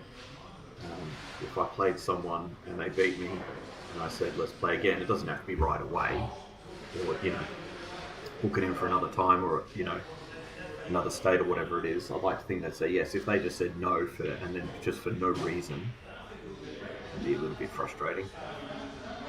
Yeah, I don't we know were if talking there's about any, it. Yep. Yeah, we were talking about it earlier to see whether there was a return match sort of discussed between the two guys. I guess we'll find that out at a later date. Yeah, unless they just, and of course, unless you discuss like it's just a one-off match, that's it. Then of course that's fine. But outside of that, I would assume that if they like, if I'm playing Mikey for, you know, this pot race at 21, and I'm playing down at Adelaide, I would assume that Mikey and I would say that whoever loses has the option to play again at their choice, you know, their home venue. So if Mikey wants to play there again, fine, or if he wants to play in Melbourne, fine. You know, like if I win and vice versa, if Mikey wins. Oh, so you're saying if you travel, let's say Paddy's played Keenan here, and let's say Paddy goes on and loses this match, you're saying that this second match, the loser, he should still be allowed to play at the home venue again? Cool. Or It's should a it funny always one be because I feel return?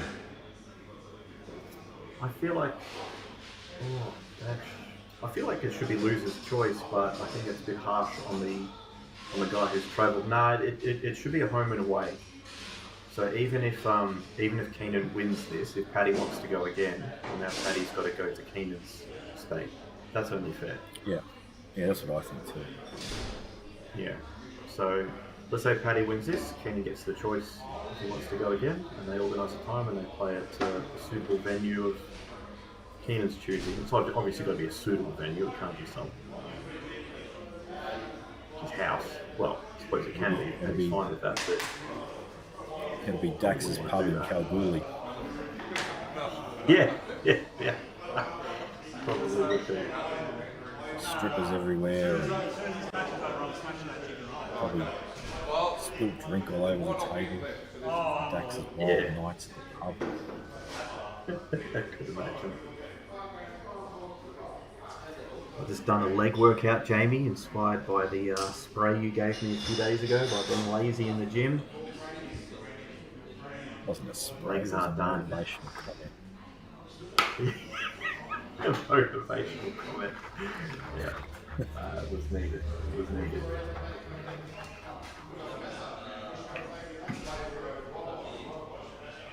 So this time Keenan's come back with 3 drinks, 2 mixed drinks, and a water.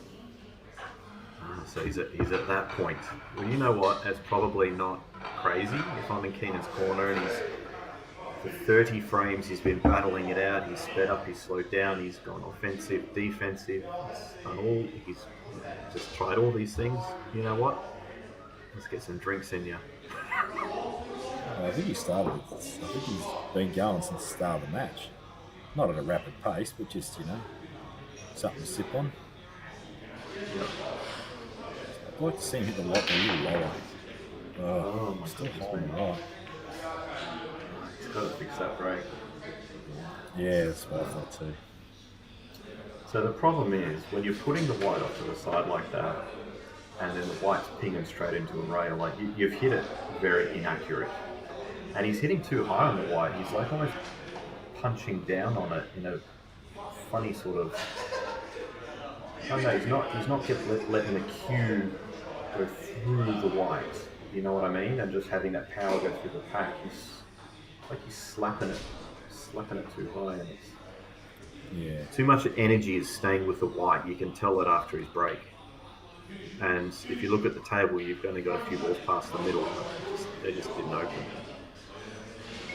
But this is a bit tricky. You want to be very careful with this. All of a sudden you start potting 3 or 4 balls and don't make the out. Do you think he plays the yellow to the left and then plays the other yellow off the black, opens up the black? The answer is no, he's going to go in off instead. We will never know. I don't know. And I'd like to know if he knew.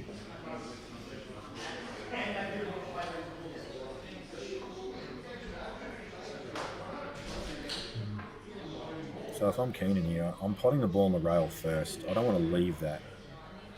Just get behind it, because you can still play the perfect line to just nudge this red and black into play, but you want to hit the... I think I'd rather hit the ball. 100%. Then you got the linking ball to the middle. 100%. Yeah. So you can easily put the white in line with that right there, but just by playing the one down the rail first. It was the same shot, just had almost a foot just further away, which is no problem. And now you got to make this. You're actually under the pump here. You've got to make Shows this, the and it's football no, under the pump. there's no simple link up either. You can't just drop this in and he's automatically on a ball. He's got to give it a bit. And he has. Now Look at this. Here's this little snowball effect that we've been talking about with Keenan. He's taken a poor option there to begin with. Should have played the one down the rail first, and now he's lost the white a little. And now does this result in a missed ball or an in-off? You know, I'd be playing the other ball, the ball at the top right. that's if it's Take on. the white ball side rail back across the other side of the table. It could almost be a shot to nothing, and you'd be on a ball if you nail it. I don't know if he's on it. Like he Off might looks not. dangerous. Might not be on it. I don't know. Surely he's on that. Well, yeah, you'd take this all day. Then. Definitely on it. Looks on. Yeah, it does, but might. I actually don't see a reason to not play this ball over the other one, Yeah. other than it's a harder pot. But the reward is much greater.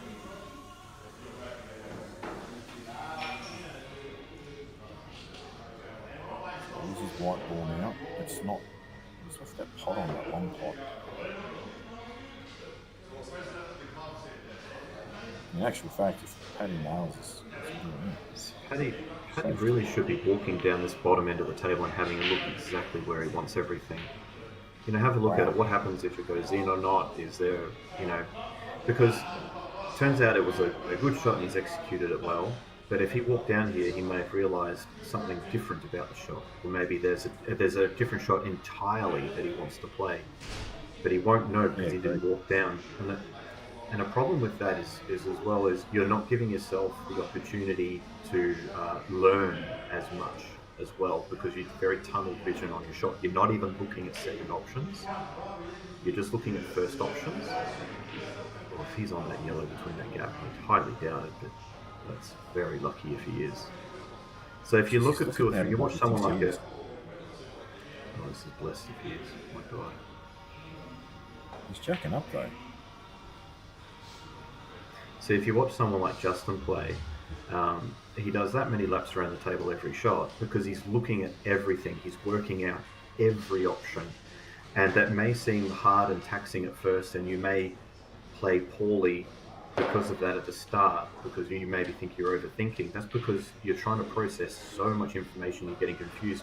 But when you do it enough, and you're someone like Justin, he would be looking at options and eliminating them from his mind straight away because he's done it so many times. He'll go, okay, I can play that. No, that's bad because of this and this, and then you just look for 10 or 15 seconds and you quickly eliminate all these poor options, and you know they're poor options because you've looked at them in the past and they've not worked out for you.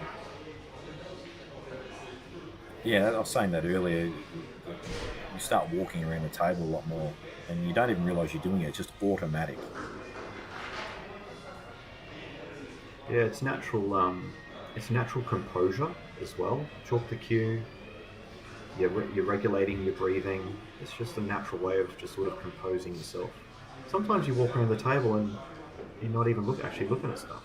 You know, you're just composing. 100%. See, he should have walked. See where he is now. He never walked over there to realise exactly where he wanted the white. You know, maybe he really wanted the white all the way to the back rail. You know, like, you don't know these things because he never went over there and actually had a look. It's spot on, and has done that for the majority of the match. Now and then he has actually got up and had a look. But he has dealt with these well.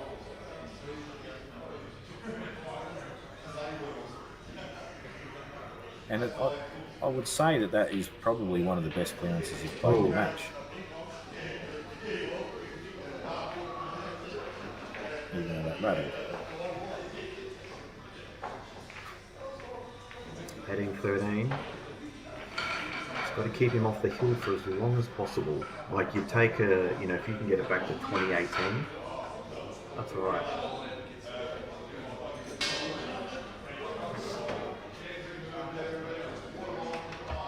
Yeah, you don't like your opponent being on the hill just purely from the fact is that you may end up with a frame you have no control of where they break and clear and match over.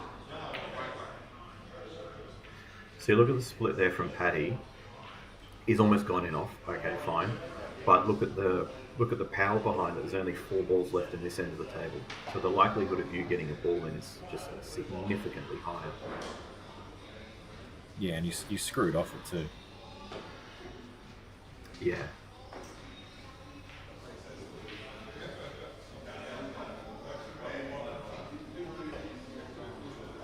Just got to be really careful here, Paddy. You know, all of a sudden you make this out, you lose a couple of frames, 18-15 before you know it.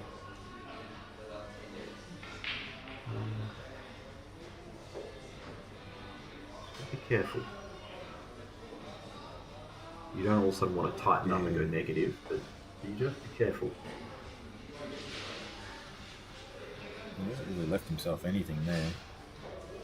Not sure whether he can play a little safety. Take the white ball sort of just to the left-hand side of that yellow that's in the balk area and leave no shot. So basically you'd be stunning off this red and taking the white ball to the left side of the table, but not sure what he's going to do. I may drop out, my laptop battery is running out. I don't have anywhere to plug it into. No, it wasn't too bad of a shot there from Paddy. Just trying to work out what he should do. I think that's all right. Just I couldn't see any really good shot there, and he's left the red there that Keenan's closest to now. He's kept things just tight, containing. The turnover master. I've seen him play about 8 turnover shots and they've all been pretty much spot on. I'm just going to mute really my good mic shot there off. by Keenan. Just tell me if you can hear me, Robert. Can you hear me now? I can hear you. Yes. Can you still hear me? Yes. I don't know how to mute this mic.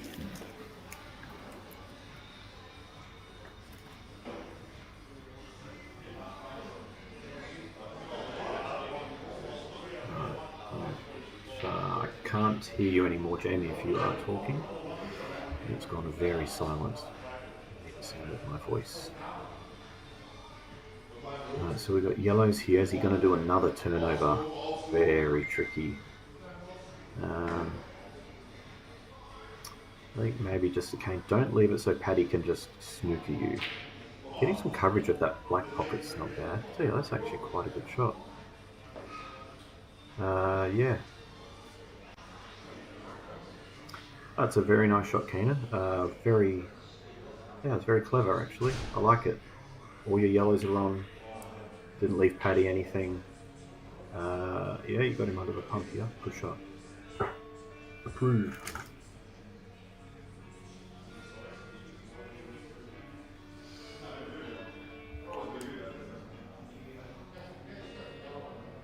I just want to confirm, Dan, you can still hear me, because right now I feel like I'm talking to nobody, which is fine. I just want to know if I just keep doing it or not.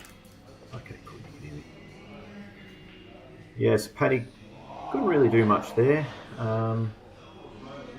Just kept the white tight. Just make things as hard as possible for Keenan. I may have possibly thought about long doubling that red up towards the black hole. Very risky shot though, and I think probably keeping things a bit tighter was maybe the right shot.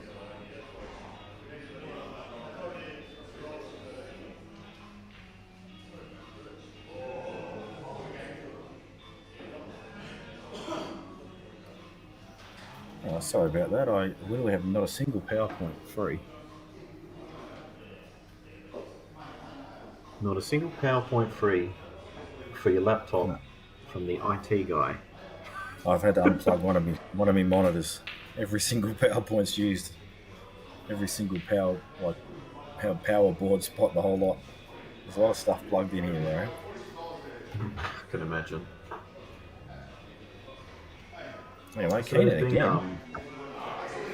Yeah, he's actually played a really nice. I wasn't sure what he was going to do, and he played this very clever safety. I just sort of work out what he'd done once I realised it was actually it was probably actually the best safety shot for the match that I've seen. It's actually really well thought out. And then Paddy didn't really have an option. Paddy could just only bump one of his balls and make it as hard as Keenan for possible. And yeah, so the last pretty much since you've been gone, it's neither one of them has made a mistake. And then Keenan's at the table from his resulting from his good safety. Just yellow on the ball line is eyeing off now. Doesn't look clean. Able to land on it to the bottom left as we're looking at the screen. Oh, as it just goes. He likes it. Let's go. He's on it. He's on it quite well.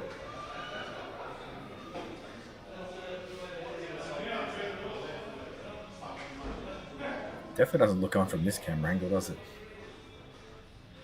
Oh, that one gives That me one a it light. does. Yeah, looked easy, but it wasn't, and him landing pretty much almost ball in hand perfect made it a lot easier as well.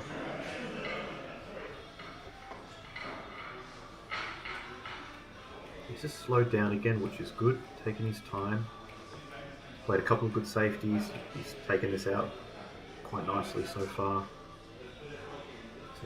It's funny. This is such a simple out, but you can just try and be so neat with this and get it wrong. So you just got to make sure you give yourself the best choice, and that's not bad. Couldn't really do a lot outside of that. I don't know why he's hitting this low. This looks like a plain ball to me. Top corner. Oh, he's going top corner. Never mind. I thought he was going up and down with the right. No, Sorry, if that that was was the case, you'd 14. probably play it with top right. That was a good frame. Yep, that was pretty much since you left. Both players played all the right shots, and Keenan earned the opportunity and made it. That's the best sequence of play I've seen from Keenan so far in this match. A couple of good safeties, earned the pot out, made the out quite well. So that's it. You know, if he was done that from the start, then the match would be over already in his favour. So easier said than done though.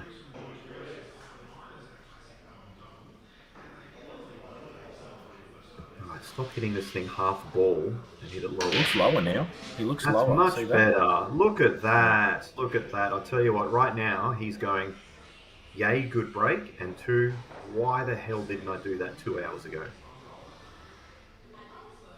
You could see him aiming low on the right there. Yeah, And yeah, took he's a took small power amount of off. pace off the white. Yeah. Yeah, no, he hit that really well. Nice sort of chi power. Some good chi behind it.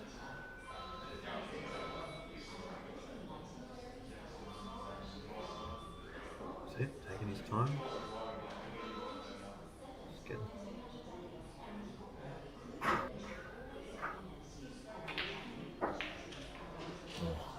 Step by a long way. He's fluked it. Wow. Great.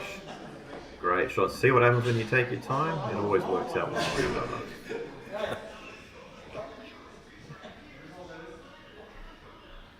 A few little things starting to happen. You know, I pretty Yeah, much isn't count it? him down and out. Right. And he's got angle actually to open up his bad yellow. That's worked out well for him, hasn't it? Just need to either cannon low or high side, not in the middle. Yeah, like that. Had to really cannon that red high or low, just not in the middle. Agreed. Had to really. Yeah, I just saw that coming.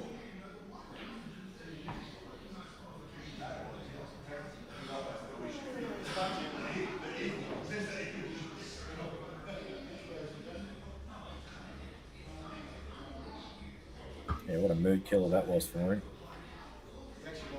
2-ball plant. It's worth Touching, taking that's a on. big bonus. So the big thing is the red. Is I don't think that red goes to the bottom right. If that's the case, then yes. And Paddy's got a bad red on the right hand side as well. I would be taking this plant onto the middle. Because those yellows are actually not good yellows. You want to open them up. But this must be touching. If this is touching, you can probably triple it into the little cluster of 2 yellows and leaving the white on the bottom rail. This is the shot I was looking at. Not like that. That's the shot I was looking at, but leaving the white on the bottom rail. Yeah, same. Yep. So I'm not sure why you would screw back there. I think, unless he was scared of a double kiss, which I don't think it was going to. Paddy just down on it straight away, very quickly. You know, maybe there was something else there. You know. No, he's done this a bit, where sometimes he just, for some reason, just gets down on balls. You can see that red. There's no chance in a million years that does that go. Maybe you just didn't want to. Maybe you just didn't even want to pot that red at all. Like, I just think removing that red off the table not ideal. See, I'd almost have been long doubling. I actually would have. I don't know if Dan's got replay or not, but I would have long doubled that red down towards the bottom right and brought the white over to the top left part of the table and left Keenan either snookered or very little and bringing a bad ball down into play. Yeah. You know, like that red that just jawed then, what if that went in? Yeah, exactly. Well, then I guess he plays a double back, like you just said. But now, instead of having 5 reds on the table like he did at the start of his turn, he's only got 3. And still a bad red. I just think he's a little too quick to remove his balls off the table. Look at Keenan. He's trying to decide whether to pull the trigger on this ball and power into it, try and open them up or not, or leave it. No, the answer is no. Very hard to generate, and he's got nothing else to land on except them. I feel like he's going to throw wide. Just no. Well, if he made the pot, that was about as good as they could have landed, but still not ideal. You've got 5 balls to Paddy's 4 and 2 of Paddy's balls are useless up the top end of the table. It's just not necessary. You're for one, you have 5, Paddy has 4, so you have the advantage. 2, your yellows are all in play and of much more use. And 3, you're at the table. So you've got control in every way. You don't need to take a risk and concede that control by playing a shot like that. You just don't. You're not under time pressure to win that frame. You're not on the clock. Like, you're not like, oh, if Paddy gets back to the table, he's going to do this, and I'm going to be up against it. No, Paddy couldn't really do a lot. And there's no time match. This doesn't have to be over in 25 minutes. Just I has was to also position your surprised ball he better. left this red to last. Yeah, I think he may have tried to play it, position for it on his second shot. I feel like he's going to knock this in. Yeah, he just had that look about him done. You can always tell when someone's going to play a good shot, can't you? You can. They just get down on it with such confidence. You're just like, oh, this is just going in. Like, it's just going in. And to be honest, I think that shot that Keenan showed, I think he deserved to be punished for it. Yeah, I think it was the wrong shot and he missed the ball. So, yeah. I can understand the temptation to take it though. Yeah, I do too. I get it. I just think in theory, you had the advantage in every way. Just taking a risk like that was just not necessary. Now, it was a shame that he missed the pot, because even... Oh, God, that's something. It's a shame he missed the pot, because even if he doesn't land on a yellow, as long as he makes the pot, he can play a safety or something. So missing the pot was the worst result, obviously, and he probably didn't factor that into, the risk.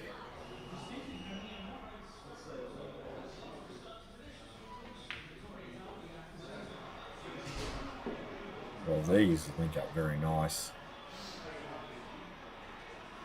He's even got a ball over the middle to just float onto that one below the black.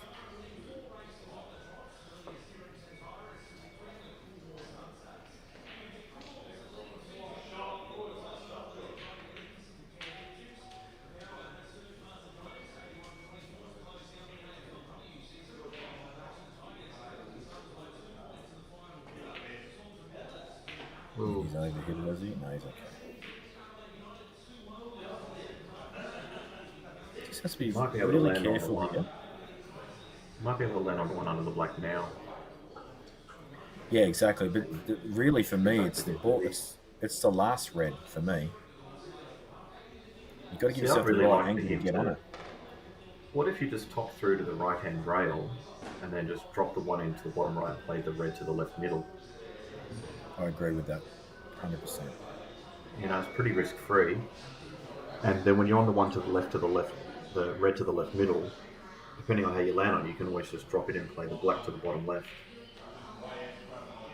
The only thing you can go wrong with that is underhitting it, where the white ball's heading up the table because you can't hold, so the black doesn't go in the corner. That's the shot. He's just seen it now, and he's going to top forward about 4 inches. There we go. That should be good enough. It's actually quite good now, because now he can actually just top spin off the bottom rail. I think as long as he's on it. Yeah, he looks tight. He's not on it. Might need a trace of right-hand side. I mean, he should really be on that right-hand rail. He should not have... it was the right thought. I'd still be squeezing this over if just a little bit of size what you need. Hard to tell from here. Yeah, it looks on. But the worst thing you can do is pot it thick into the pocket as well. Like, you know what? Potting it thick into the pocket is not bad. Play in the other middle, and then you can't not be on the black. If you underhit this pot, play for the right middle, you can underhit it and the white ball travel into no man's land. If you play it for the other way and you drop it in the middle, then the black goes the opposite corner. So I think play for the other middle. I think that's what he's The done. right hand side shot. But see how this is short and now he's got no black. Yeah, he might have to screw off the left-hand rail and black to bottom left corner, maybe, or I think maybe screw off and playing black to bottom left where he is now. Yeah, there we go. That shot. He can be a hard player to figure out, Keenan. I feel like he's got real potential, and he always has to do really well. He's just been just lacking a little bit of refinement. You know what I mean? He'd be that perfect student to have. You know, because he's obviously got the skills. The skills are not an issue. So, and he obviously has experience and knows the game, but he just needs that next level knowledge and consistency. He'd be a dangerous one if someone could, if he spent a bit of time and wanted to learn the game on a higher level, he could be a very dangerous player.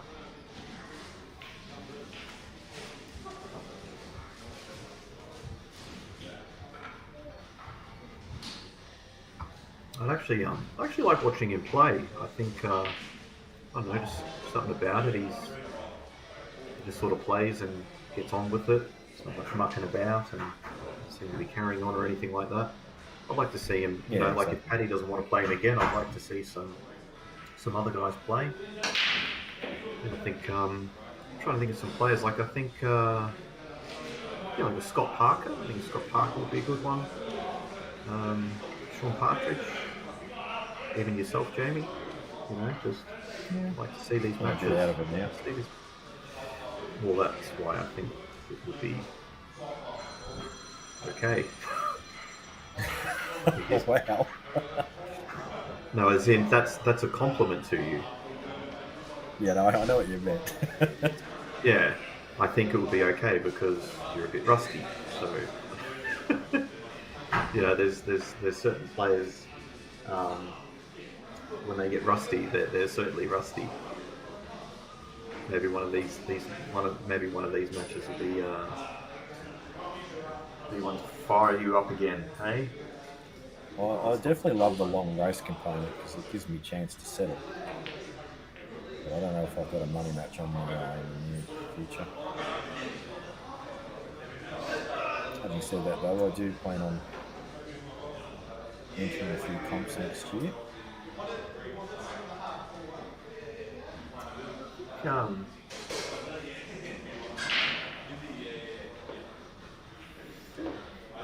don't know, I feel like Scotty Parker might be a little strong. I feel. It could certainly be a match. I've worked out in the next money match. Dan's just reminded me, I'd like to play Kathy Harmon in a race to 21. And she goes in favourite too. Well, she beat you 4-2, so doubled your score. Smashed so you me. might get to 10 or 11. She smashed me. That's a super shot from Paddy. Couldn't have dreamt up a better result than that. And this is all off a loose miss again from Keenan.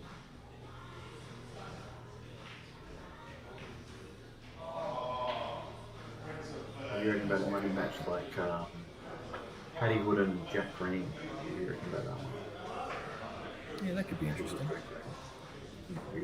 Probably got Jack going in slight favourite there, maybe.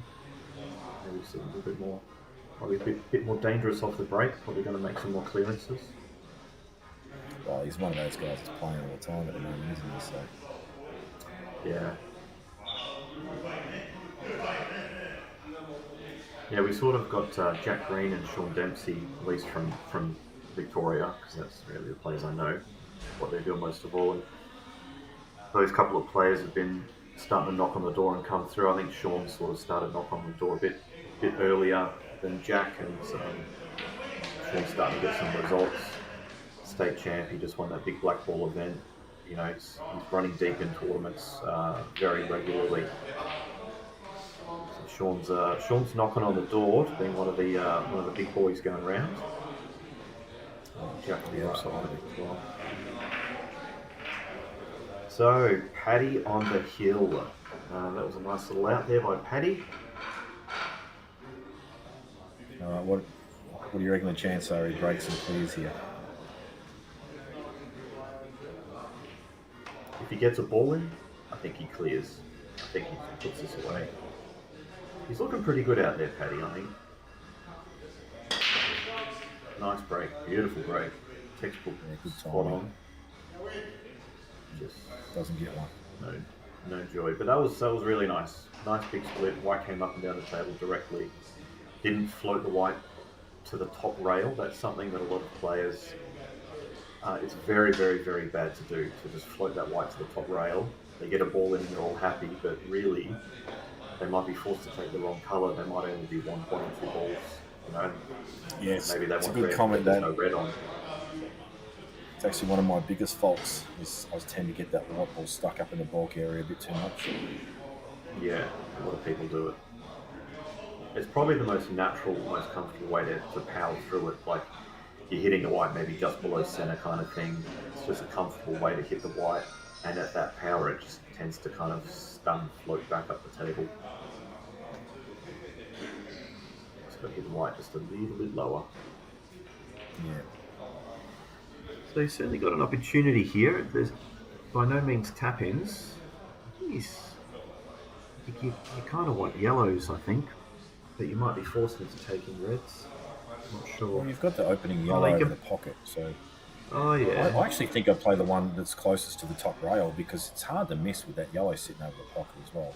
Unless it's not sitting as deep as I thought. I definitely would be taking reds, but Land neat on this one. Yeah, it's a good shot. It was important to land nice on there.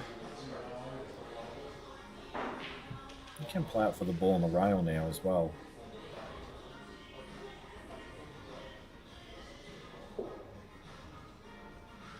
This is the first time we've seen him stand there like this, just staring at the table with the other thinker's cap on.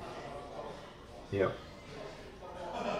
But still, not really any movement around the table, just one spot, get around, pop the ball.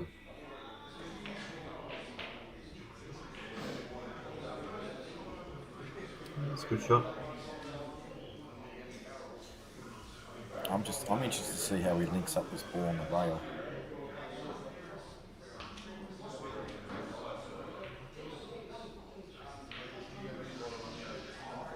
Or you can me- actually play this. You can play this one to the middle, and then you can actually play the one down to the bottom right, like half ball, and you're bringing the white. See, you might be able to play it now. Yeah, he's looking at it now. You play this one now, and then it frees up the red under the black to the bottom right, which is key. Yeah, I didn't think you'd see this. This is a good shot. This shows that he can, when he stops and thinks, he sees it. This is the right shot. Here we go. That was it. And if he just stops, so he can. He's shown he can see it when he stops and thinks. Imagine if he'd done that 2 hours ago. Mapped it like that. This is by a mile the best mapping he's done on a frame. Just probably wanted to run forward a bit there. That was the one shot he rushed. Maybe just. I think his whole mindset was always playing this black in the left corner, the left middle. Sorry. Yeah, but now see what happens. Okay, so I'm like a genie, all right, like a fortune teller. The problem with that shot, why he missed it thick, was because he was trying to hold the white. See how far the white came over? The previous shot, if he walked around and had a look and thought, oh, I actually want to drop this in and run the white forward like a full roll in, then that last red was just a natural drop in down the rail. But because he's got down and just quickly stunned it in, then he's walked around the table and he's gone, holy shit, this is actually a half ball pot and I can't hold the white. And that's why he's missed it thick. All he had to do was just walk around the table and have a look. If that's the case, so he's left himself that shot. Surely you reevaluate and go, okay, well, I'll just play it down the rail and play for the opposite middle. What I think that way you don't have to worry about the white.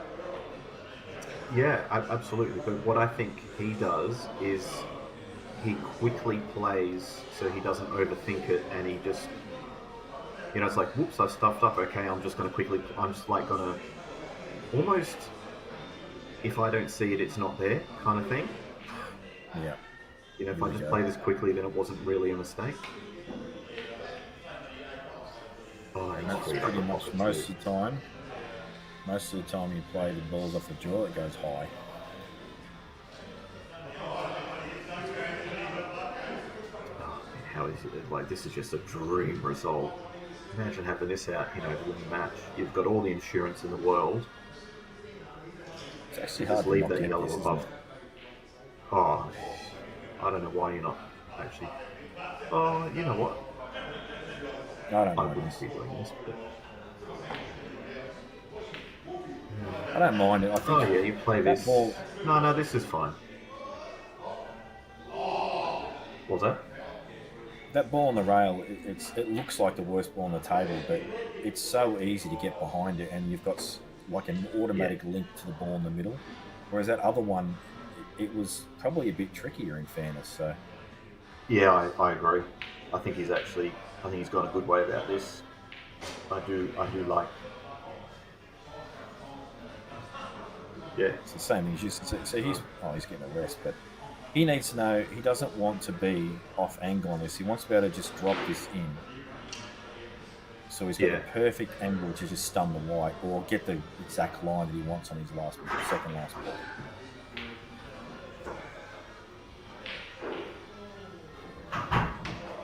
I mean, there's nothing wrong with putting one in the middle and drifting up the table and playing the one above the red next. It's not terrible.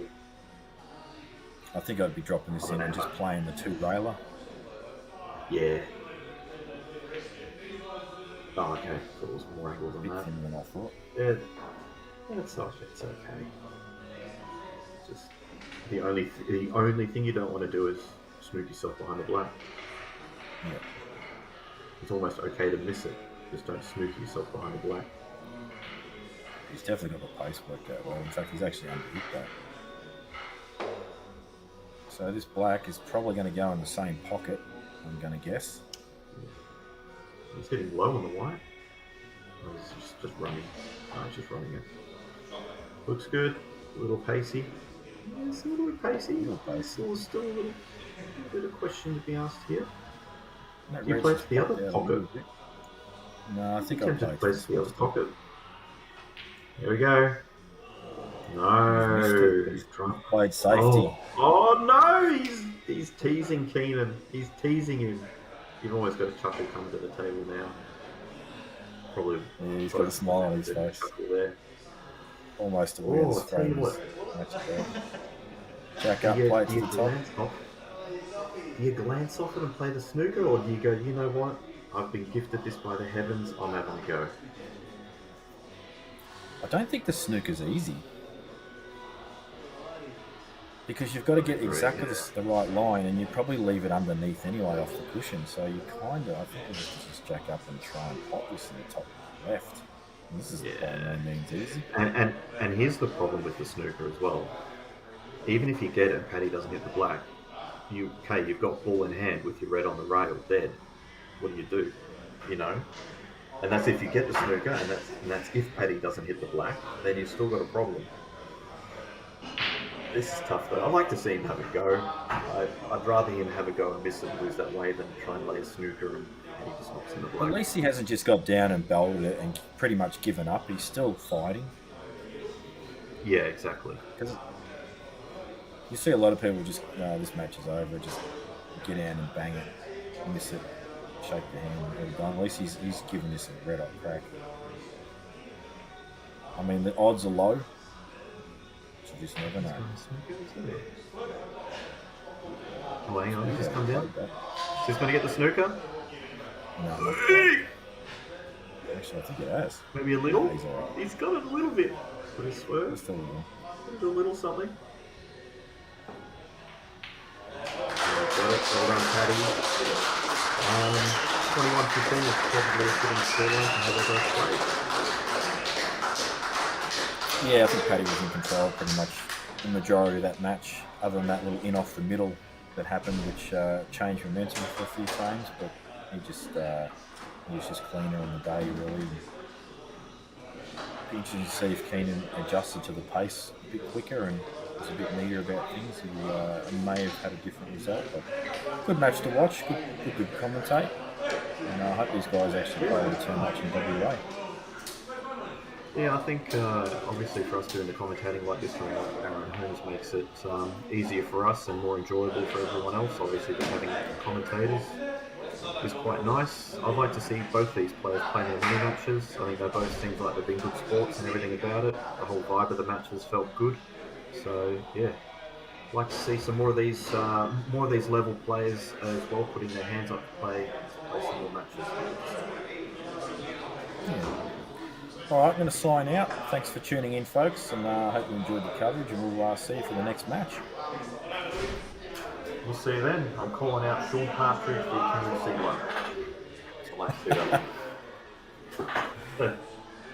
All right, see you everyone. All right, thanks guys. See you later.